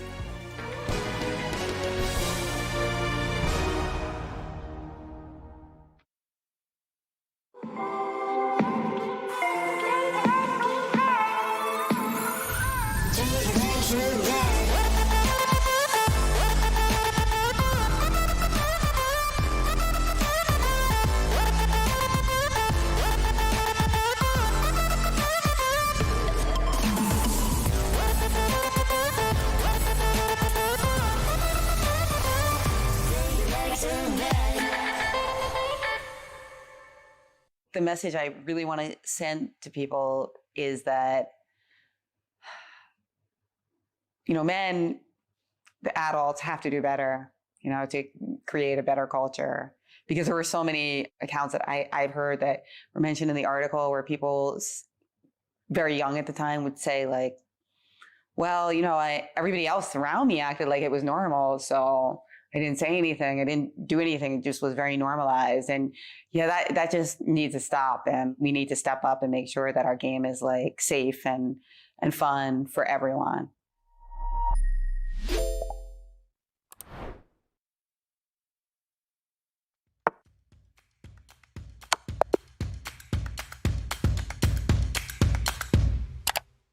Just played an exciting game and want to see if you got a brilliancy? Or maybe where you could have improved? Chess.com's game review is just a click away. Game review is a fast, fun, and instructive guided review of your games. See your accuracy and your opponent's accuracy. Check out the eval graph for an instant overview and scroll down to see how many great moves, best moves, blunders, and yes, brilliancies you have played. Learn from Chess.com's coach who gives move explanations, opening statistics, and shows you the best lines of play. With retry mistakes, you can get another shot at finding missed opportunities. Try game review today on web, iOS, or Android. Magnus Carlsen, the world #1, multiple-time world champion and winner of the previous 2 editions of the Champions Chess Tour. Magnus has played every opening under the sun. He even has a variation of the Sicilian named after him. So after e4, c5, Magnus started playing knight c3 a few years ago with the idea that he could open the center immediately by playing d4, actually going against conventional chess wisdom of developing the white queen very early. But the whole idea here is that after the queen gets kicked away, she's happy to step back. And for example, if black continues to develop normally, white just creates a fianchetto, gets the bishop to a nice diagonal, and later castles on the queen side. Actually a very aggressive opening, not technically part of Magnus's style. Magnus's real recipe for success is that he adopts his strategy according to the opponent. He's able to do anything with a very universal style, and if you get him in the endgame, there's no chance. He's perhaps the best endgame player of all time, and you can go and check out some of his ideas, some of his thoughts on the endgame in his Chessable courses. 2 of the very best players in the world facing each other, and it has gone down to the wire as we will be seeing the Armageddon. We love to watch the fights and battles between these 2 players, Magnus Carlsen and Hikaru Nakamura. Robert, what makes Magnus so strong in these formats? It's a great question. Magnus Carlsen, he plays everything under the sun. He's afraid of nothing and no one, including when he played in the Olympiad against Mickey Adams, David's compatriot and good friend. In that game, he played what's known as the Norwegian rat defense, where white plays e4, and after the move d6, he plays d4, and he plays this g6, knight c3, knight f6, and he brings his knight over to h5. It is, I think I messed up the mover. Honestly, it's such a weird, rare line. David, you got me covered, but Magnus will play anything under the sun. Wow. Robert, with all these offbeat openings that Magnus keeps playing, how difficult is it for his opponents to prepare against him? It's nearly impossible, but the same is true for Hikaru, right, James? Absolutely. Of course, Hikaru being an absolute beast, strong, tactical, wizardry, right? Of course, one of my favorites. Of course, I followed a lot of his games, especially when King's Indian. If we bring up this one right here, this is actually against Gelfand, right? Playing with the black pieces, where he left his queen hanging for like 4 moves, right? If you see it here, of course, bishop h3 in this position, right? I mean, David got me here as after his queen was attacked, he played bishop to h3, which was the next move. This position? I'm catching up with James. Bishop h3. Right, bishop h3, queen hanging, right, okay. Right, then we have the next move. What happened here? Bishop f1. Bishop f1, right, okay. Then after bishop f1, what did he play, David? Queen d3. Queen d3! Wow. Look this game up. Look this game up. This is against Gelfand. This is the type of chess that I like, and this is why I'm a big fan of Hikaru as well, because he plays this kind of chess. This is from a King's Indian, for all you King's Indian fans out there. What happened after this, David? White ended up playing on and resigning a few moves later, but I guess the main idea, James, bishop takes queen. Yep. And boom, checkmate. Absolutely. Beautiful. It's disgusting here, right? Of course, the rook on g7 defends the bishop on g2 here. And actually, in a few more moves, he was able to take the knight on c3, and he ended up winning this game very cleanly. But the queen was hanging for like 3 or 4 moves. Very aggressive, tactical player. Sees things that a lot of us just, wish we could see. And you can see these things, obviously, if you do a lot of calculation over everything and also follow Hikaru's games as well. Wow, thank you so much, Robert and James. Magnus Carlsen with his varied opening repertoire, making him one of the most difficult players to prepare against, as Robert mentioned. And of course, the super aggro style of Hikaru Nakamura, as James just showcased, makes him such a beast. Of course, both these players are extremely universal, can handle any type of positions. Well, right now, they have to handle the Armageddon. Some mind games we're expecting in the bid. The player who bids the lower time wins the Armageddon bid, gets to choose the color. Usually it's black, because black gets result odds, which means that if it's a draw, black wins the match. White has to win the Armageddon on demand. The opponent starts with 15 minutes, no increment. Wow, that's always a lot of fun. Now, guys, in the Air Things Masters, we saw so much drama with the Armageddon bids. What are we expecting? How low is too low? I don't want to go first. David, you save me. I think anything under 8 minutes is too low. We've seen it in the past. Levon Aronian made it work against Artemiev, but it came down to 1 or 2 seconds. Magnus bid under 8 minutes once, and he was punished on the first day of this tournament. So I think we'll see maybe 8-9 minutes minimum. It should be more than that. I don't think they can take risks. Yeah, if Magnus bids 8 and wins, that means Hikaru starts with 15. That just feels like too much of a time advantage for Hikaru. Yeah, it's a tricky situation because, I mean, Hikaru gets a lot of time, but he also gets the white pieces, but then it's a draw, and draw wins, and also a win wins with black. Like, how much time do you have? I mean, really, it's like a mess right now. And of course, but Magnus always usually outbids everybody. I don't know how he does it, so I can't wait to see the bid here to see if he even wins this bid at all. Well, you called it, James, and we are going to reveal the big bids for this big Armageddon that is coming up. And Magnus Carlsen bids 9 minutes 27 seconds, loses the bid to Hikaru Nakamura, who bid 9 minutes 17 seconds. It is advantage Hikaru. He takes the black pieces, but starts with 9 minutes 17 seconds. Robert, what do you make of this winning bid? It is advantage Hikaru. It has been advantage Hikaru over the chessboard. So I'm not surprised that he won the psychological battle as well. But I don't think Magnus will be too unhappy, because he gets a huge head start on the clock. Yeah, how much of a mental win is this for Hikaru? It will be huge. We saw 2 months ago in the Air Things Masters, Magnus outbid Hikaru by 1 second, and Magnus went on to take that Armageddon. So now, okay, it's a 10-second difference, but clearly Hikaru getting exactly what he wanted. Yeah. But we're sure Hikaru will start with the black pieces, and he does. Hikaru with the black pieces, and he will have 9 minutes. How much did he bet? 10 seconds? No, 17. 9 minutes and 17 seconds. Magnus Carlsen starts with 15 minutes, the English opening. We've seen Magnus do this before today.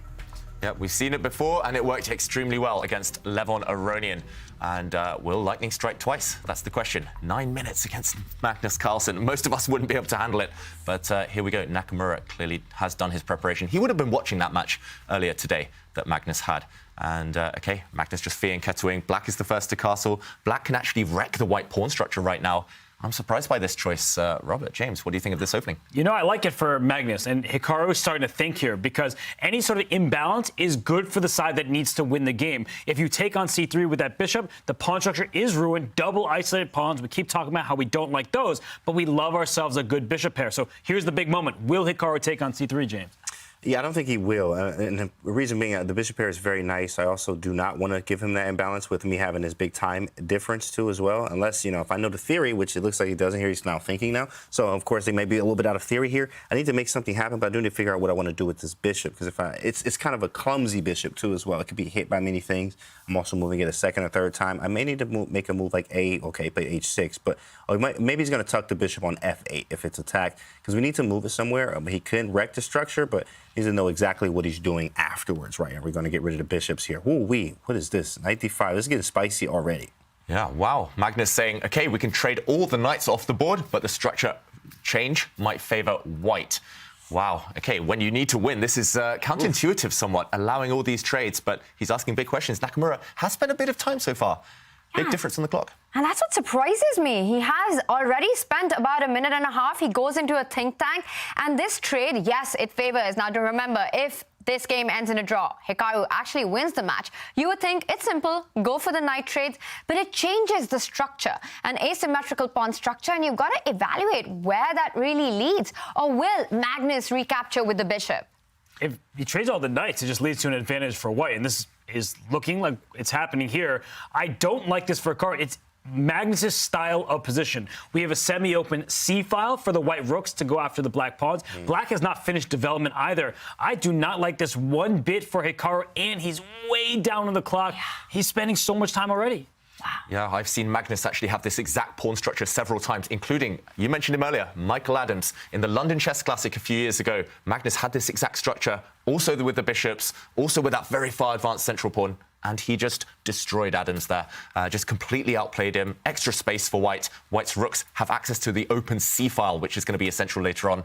Magnus first, though, he's got to guard against some attacks against his central pawn. I'm expecting that dark-squared bishop to just come out, and I think advantage white on both board and clock. Yeah, that's tough. That's tough there. I mean, definitely, I'm one move away from completing development, really, in a way, which he does. Bishop e3. My rooks are now connected, and I can bring the A rook to the C file here. Just try to play this position as deep as I can. C6 might be a thing here after rook to C1, if he even plays that. There's a bishop D4 here. Yeah, this is definitely Magnus's grind type position. It's just boring, like that. I mean, but I have space, which is very important. Space is definitely some type of advantage. I can do things with space. I really wanted to have the bishop on the long diagonal. But, you know, it's not really feasible, especially if I can play f6 or even bishop e5 to trade more pieces off. So you want to keep a few pieces on. He plays rook d1, maybe a potential d6 later on if possible. b6 for bishop b7. Okay. Yeah, I guess that black light square bishop needed to breathe. Right. It needed to get out somehow, and he's found a way to do that. There is a threat on the board. Black's dark square bishop wants to slide to c5, hitting the white queen, hitting the white bishop on e3 as well. So Magnus needs to move his queen, and he needs to move it now. Yeah, and Magnus just deciding which is a good square to move to the queen to. Meanwhile, Hikaru developing his own light squared bishop. It could step up to b7. It could step up to a6. But it is going to be about the time scramble. It is going to be about trying to bring Magnus down to level the clock for Hikaru. But currently, Magnus keeps a huge time advantage on the clock. But he's gone into a bit of a think right now. What squares come to your mind? Queen g4, queen d2? Queen d2. Yeah, he just retreats the queen. I think it's a good decision, but to me, this is a tale of two halves. Not first half, second half like we think in sports, but here it's about the halves of the board. We look at the left side of the board, the queen side. Black has 4 pawns to white's 3, but unfortunately for black, those pawns are not so mobile, and that is going to be a problem for Hikaru to deal with, because if that bishop safely moves away from e3 for white, watch out. That pawn will go up to e4 afterwards, maybe f4 to follow, and then the pawns are rolling. So I think that white's pawns are just better placed, and Hikaru will have his work cut out for him.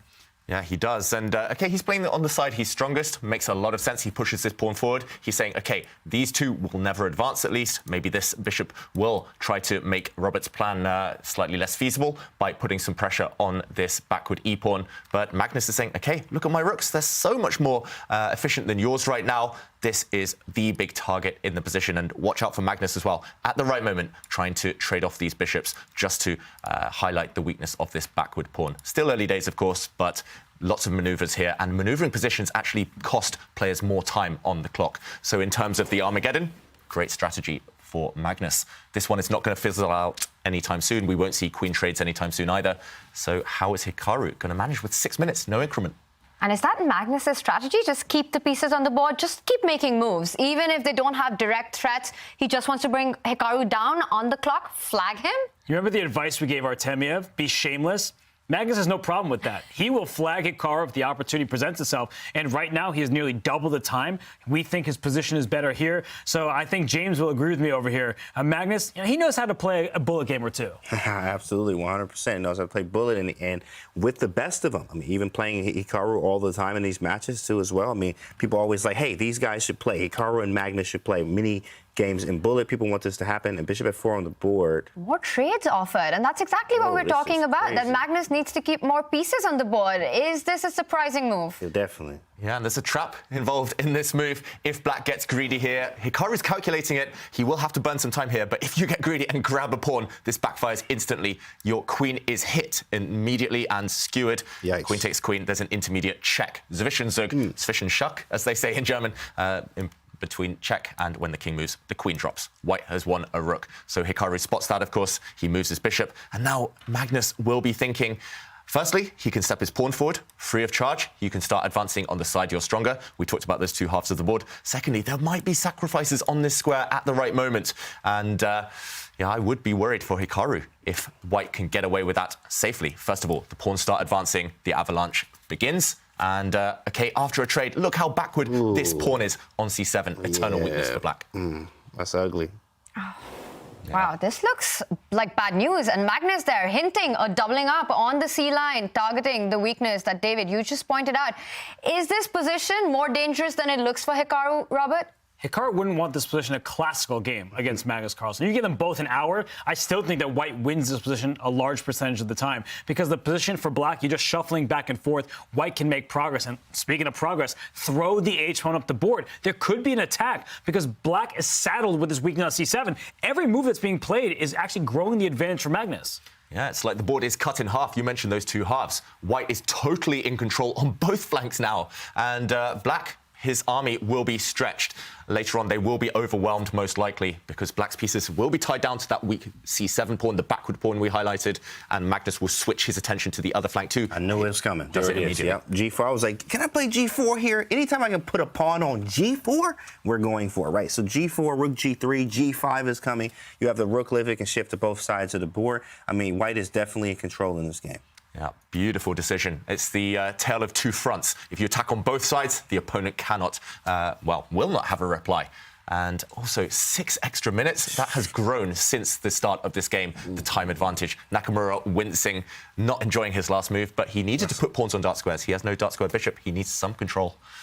Ugly chess. That's the girl's move. Well, when you put the pawns on dark squares, your light squares become weaker. If that bishop on g2, if you could pick it up and put it on the square f5, I think black would be toast. But unfortunately, that bishop is behind its own wall of pawns for the moment. At some point soon, we may see that bishop head to h3, push that pawn to g5, and I know James likes to say we live because that bishop may kill black's chances with the checkmate. Absolutely. You're going to have to play something like bishop b7, but you can't even play that because it breaks the connection of the pawn on c7. He plays g5 anyway. Break it up. Open up shop, big fella. Wow. Open up. He's really going for it, not holding back at all. h4, g4, g5, what momentum. And it looks like the rooks are ready to get into the attack as well.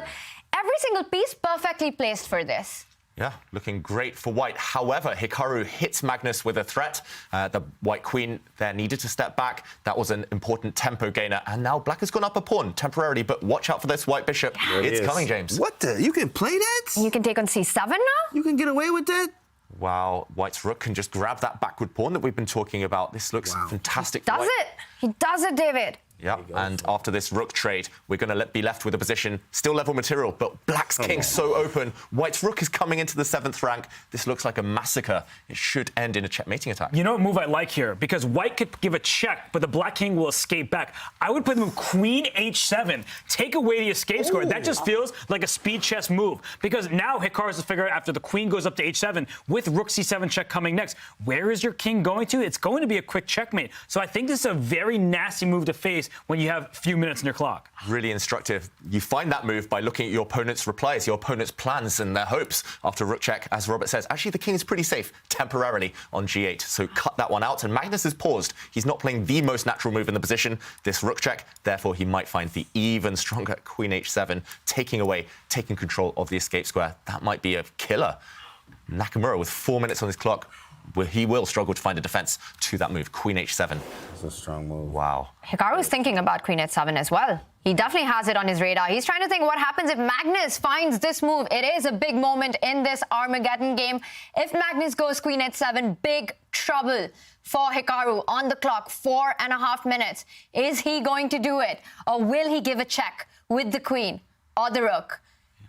I think he does it. He goes for it. Robert, you called it. He finds it, and Hikaru immediately hates the fact that Magnus found this move. Yeah, because now what does black do? Because you want to block a check on the 7th rank, but you can't give it the 8th rank either. And most endgames will be winning for white. Let's talk about pawn structure for a second. Black's pawn structure is broken. So most endgames will result in a pretty easy advantage and maybe a win for white. So I'm not liking the look of this for Hikaru, especially now as he's about to dip under 4 minutes. Yeah, you need an hour on your clock to defend this one. But look, Hikaru doesn't have that luxury. Okay, he brings his rook across. Really nice defense. He's actually trying to slide his king back the other way.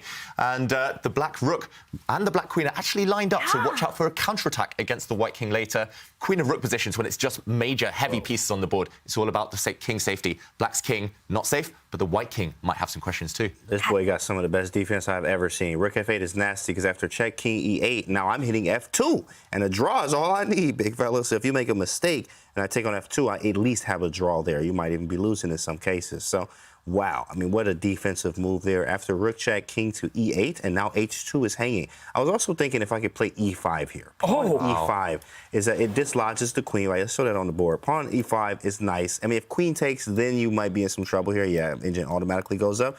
And maybe like a queen something. H5?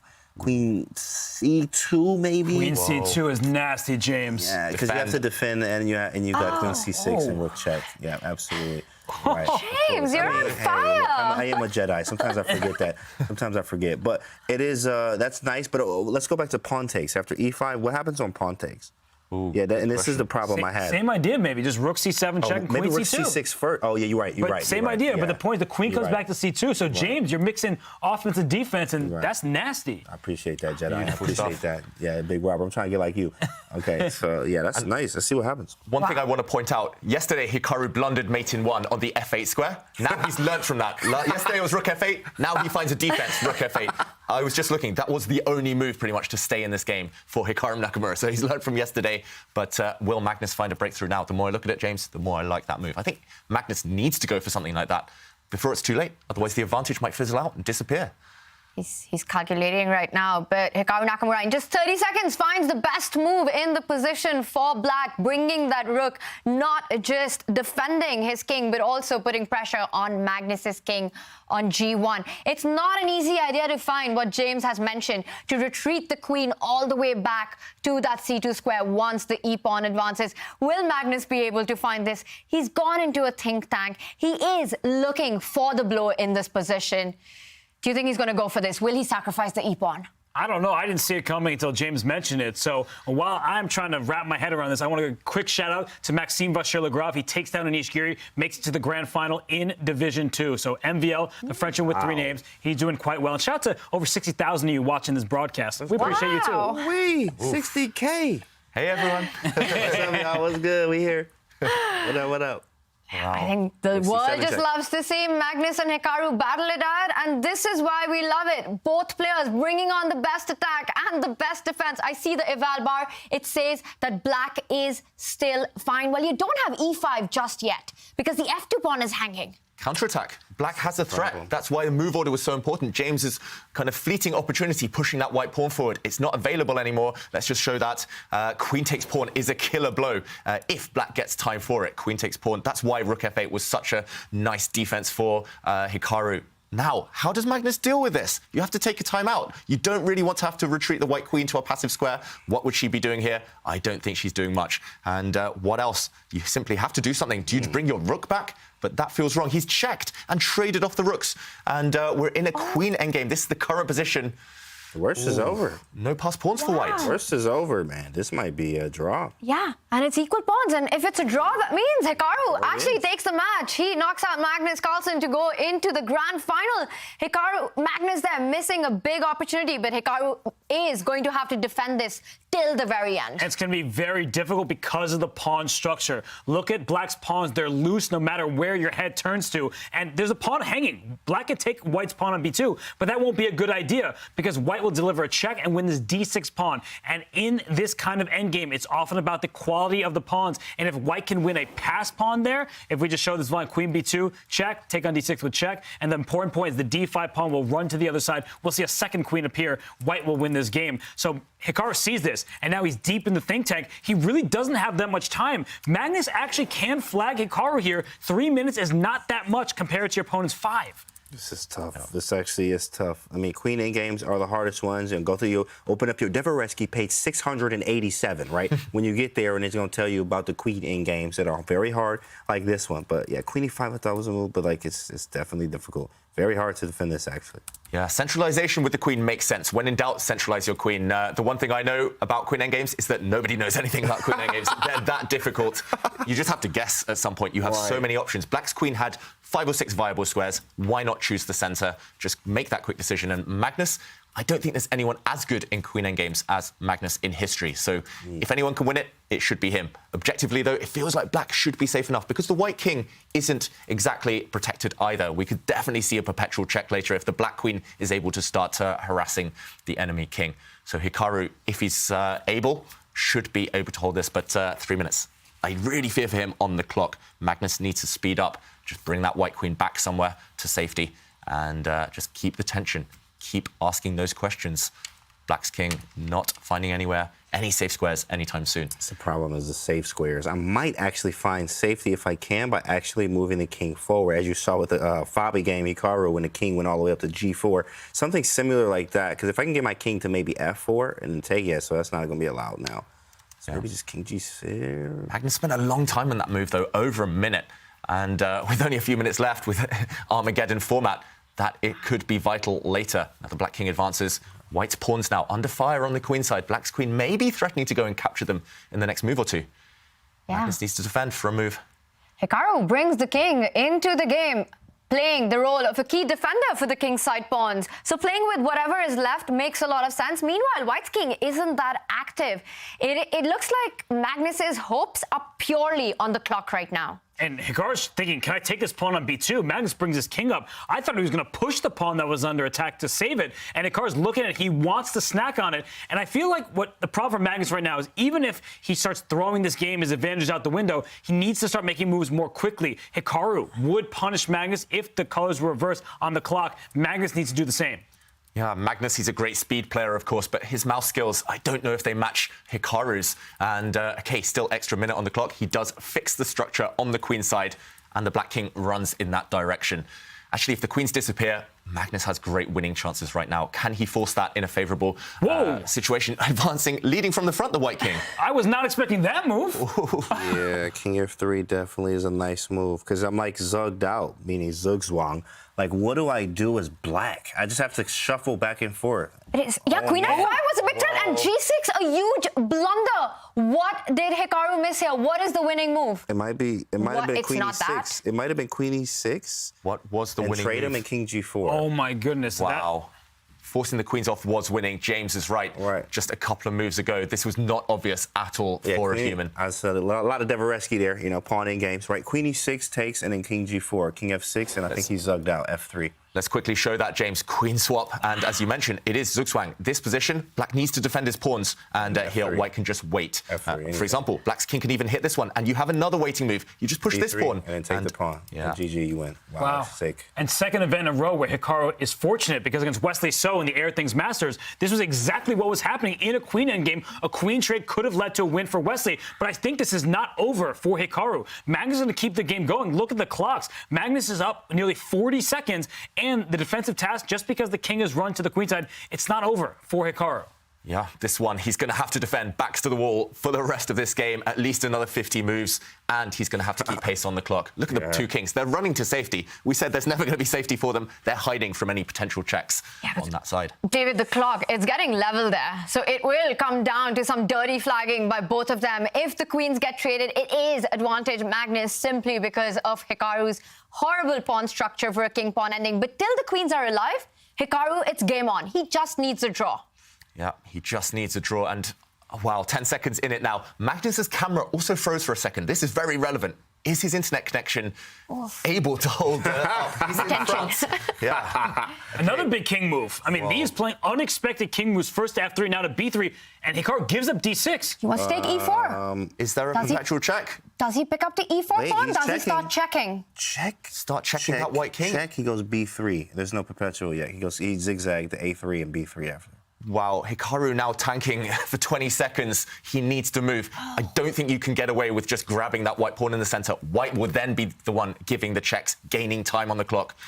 You need to check and just hope for the best. You need to move. But look at the clock. He's on a 1 minute, 15 seconds. This is not good. Unless he has a draw by force, he is going to be in trouble of being flagged. You have to check. It's a bullet game now. You have to go king A3. Only move. Correct.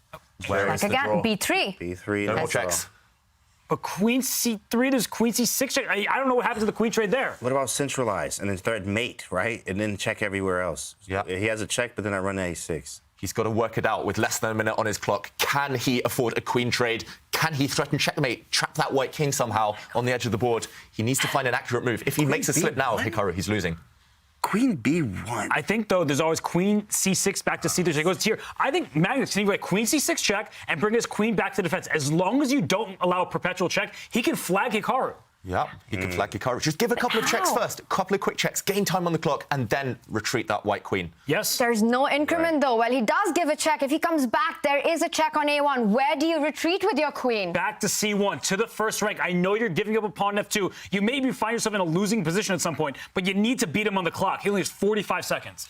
Yeah, 45 seconds. Just check, make your opponent react. That's how you kind of gain time, especially considering your opponent's lower. But Magnus is too slow. Again, not switching to that Armageddon mindset. You've got to be nasty. You've got to be mean here. Just flag. That's right. He's definitely, when the time gets closer, Hikaru does get a little bit stronger here. Yep, there it is. He pushed and immediately made a move here.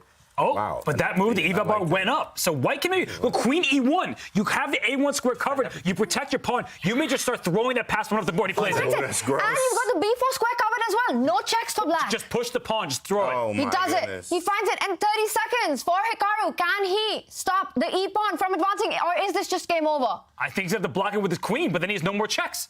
Yeah, and then the black queen will be purely passive. It's going to be one-way traffic. The white queen is going to activate herself now, and you can play forever this position, Magnus. But 5-6 seconds in it. Wow, it's all about the clock now. It's a winning position for white, we think, or at least a better position, but is it enough on the clock? Apparently he's made a mistake, but he is up a few seconds. This is going to come down to the wire, everybody. Make a move, Hikaru. He does it. What? I mean, he can't trade queens. The black king would be too close. King E7. Yeah. I mean, D8. On the move, right? 19 seconds, he's going to flag him. Any safe square for black. Perpetual coming. Oh, my God. Oh, queen C2 check. So you have a counter check if black checks in the second rank. So he's checking in diagonals. Wow, king B1.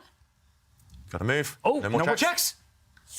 Oh, and what's happened there? What happened? We see a reaction. Magnus is mouse. Oh, no! Oh, my God. Did he pre-move? He mouse slipped. Whoa, and Hikaru there celebrating.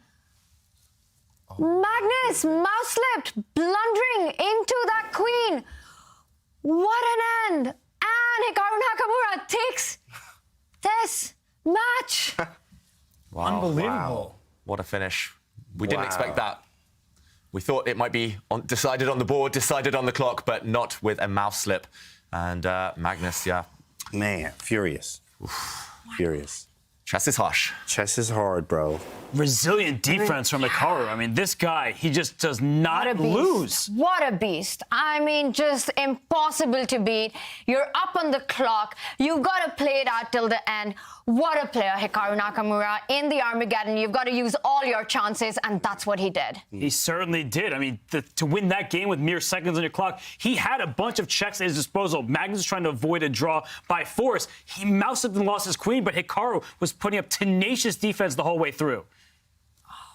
Yeah. We're just in shock right now. Wow. What happened there, David, at the very end? We have to show in slow motion those final moves. Both sides had mere seconds left. White still has an extra pawn. Objectively, though, black is active enough to hold the draw. This position, white's king hiding from checks. No way for the black queen to continue harassing that white king now. And it's actually with White to play, a win. If you step forward, this is a discover check. The pawn can step forward, attacking the enemy king. And here, Hikaru found a really clever defense, moved his king across. Magnus decided, okay, the pawn is dropping anyway. I'm going to throw it out of the way. This is a discovered check. The king takes the pawn. And the move Magnus wanted to play was queen takes this pawn. If he takes this pawn, he's actually a pawn up. The game goes on. It should be a draw. But I think he would have won on time. Instead, however, he did drop the queen on its journey to the b6 square on f6.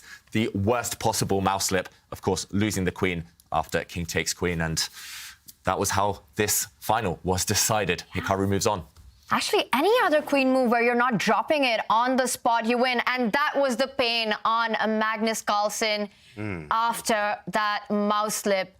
Giving the game, giving the match, and Magnus Carlsen is out of the tournament. And Hikaru, what a fighter, what a beast. He takes this Armageddon. He kept up his resourcefulness. He did not give up in the end. Many would have, and it paid off. Wow, what a match.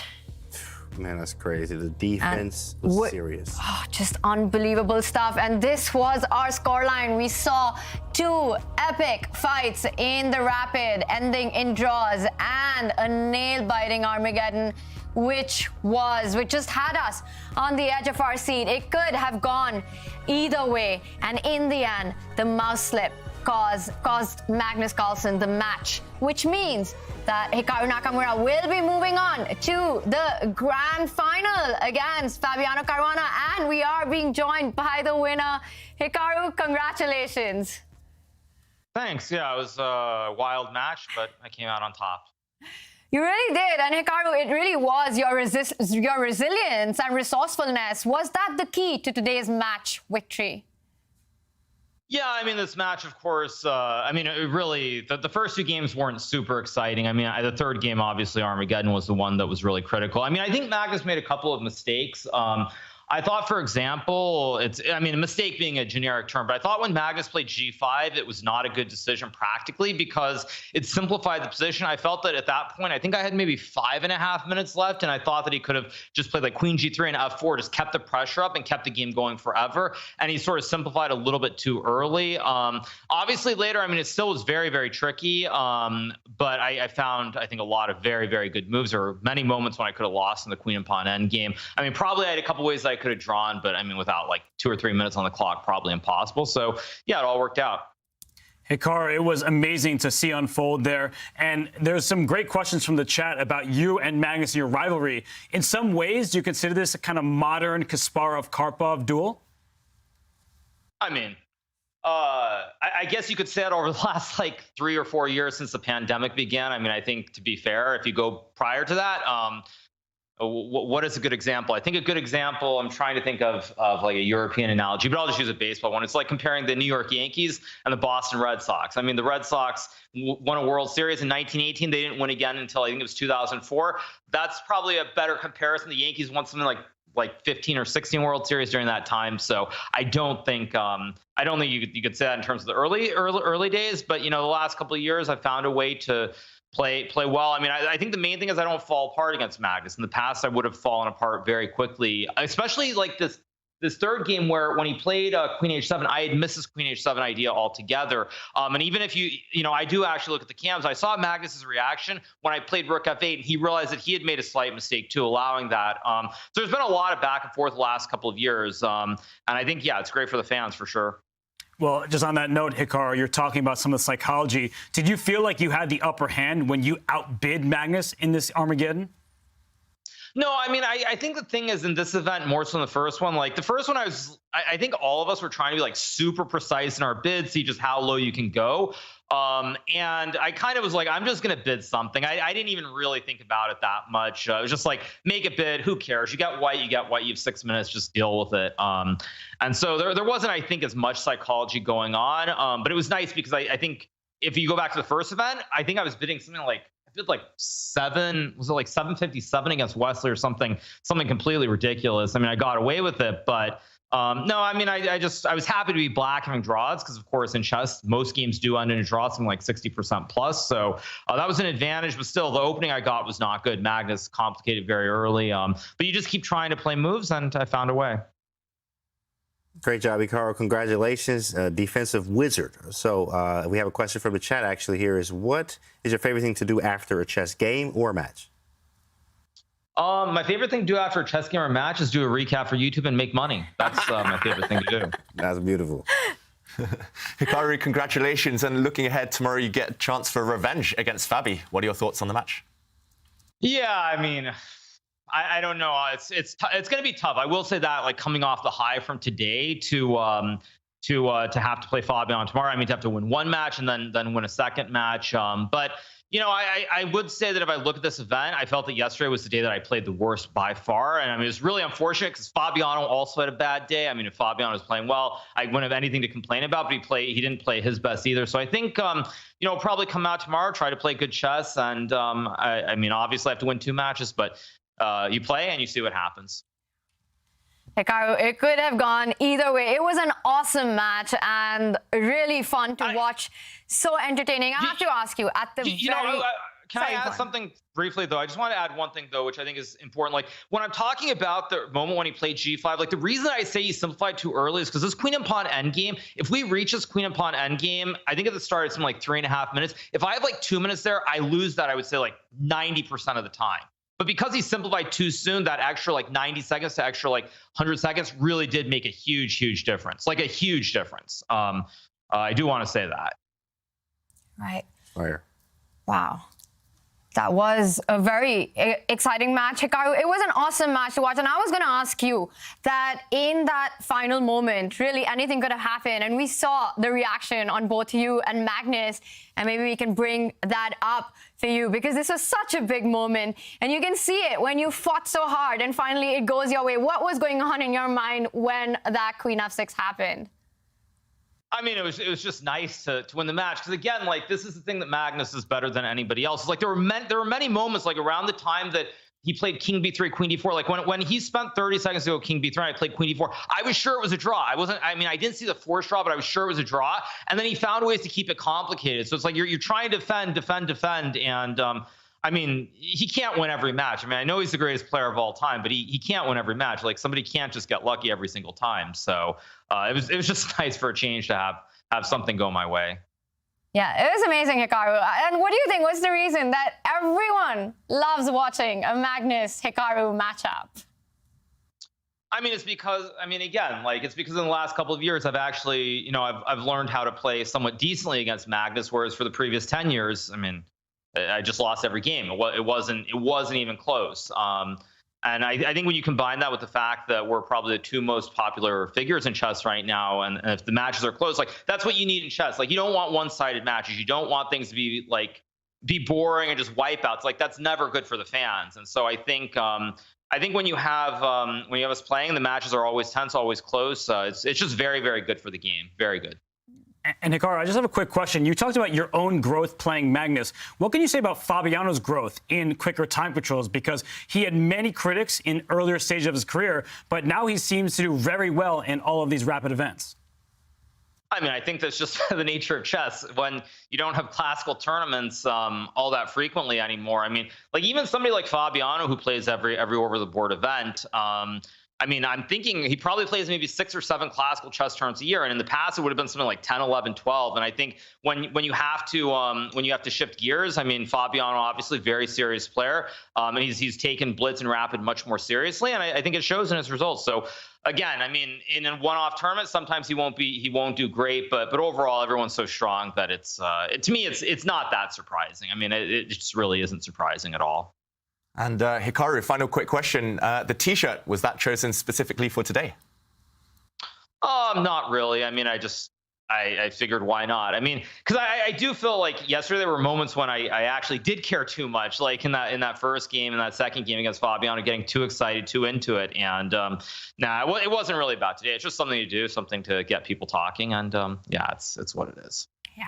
That Armageddon definitely got people talking. Fantastic play there, Hikaru, and fantastic resilience as always. Thank you so much and congratulations. We'll see you tomorrow in the grand final. Thank you so much, you guys.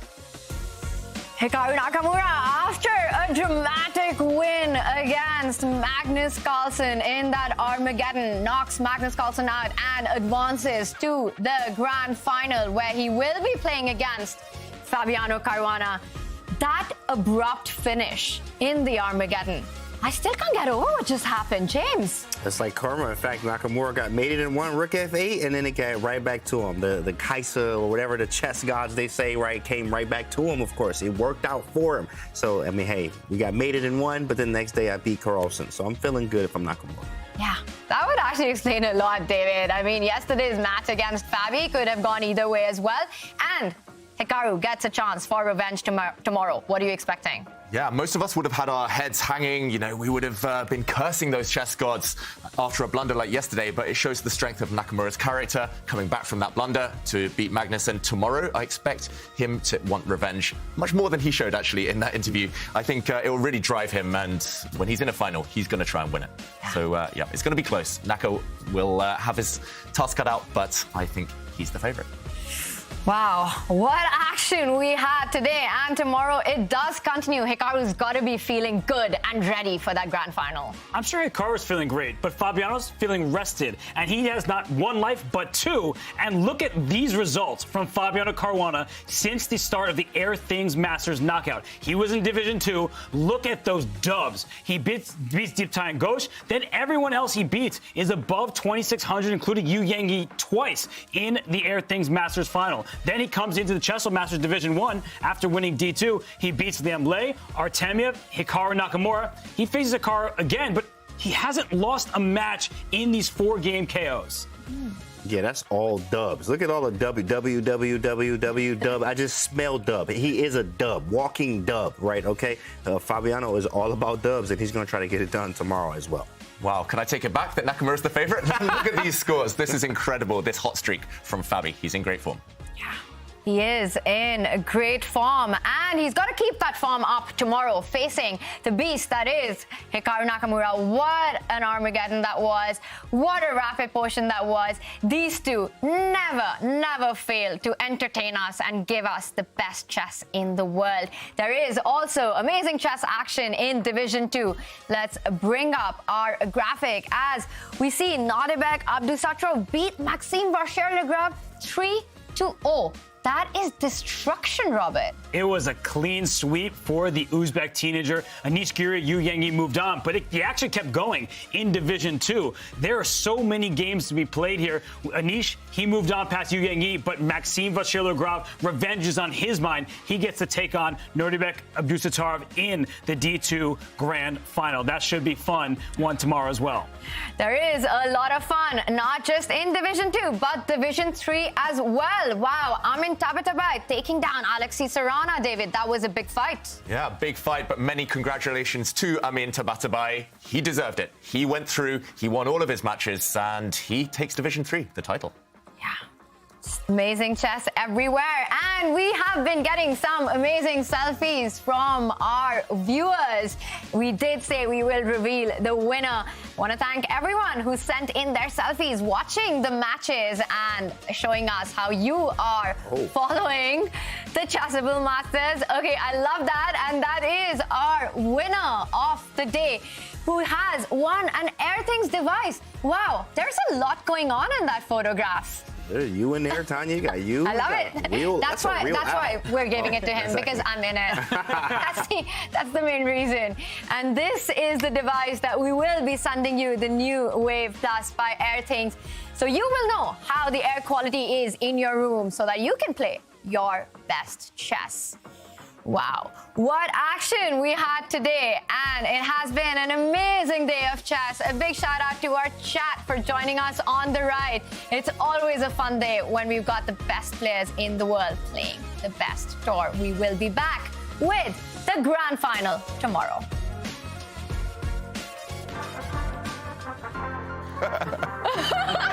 Should we just do this for the whole show? G4, oh my goodness. There we go, there we go, Magnus. And he does it. He does it. Boy, you better get him checked. Black's rook is actually on the third rank, going to come and take a pawn with check, attacking multiple pieces. This is Fire! You know, he tricked him. Oh no, my pawn, Eric Rosen style. I really don't like the look this for Hikaru on the board, but also on the clock. That's fancy. It's not just the suit. It's not just, you know. The game is over.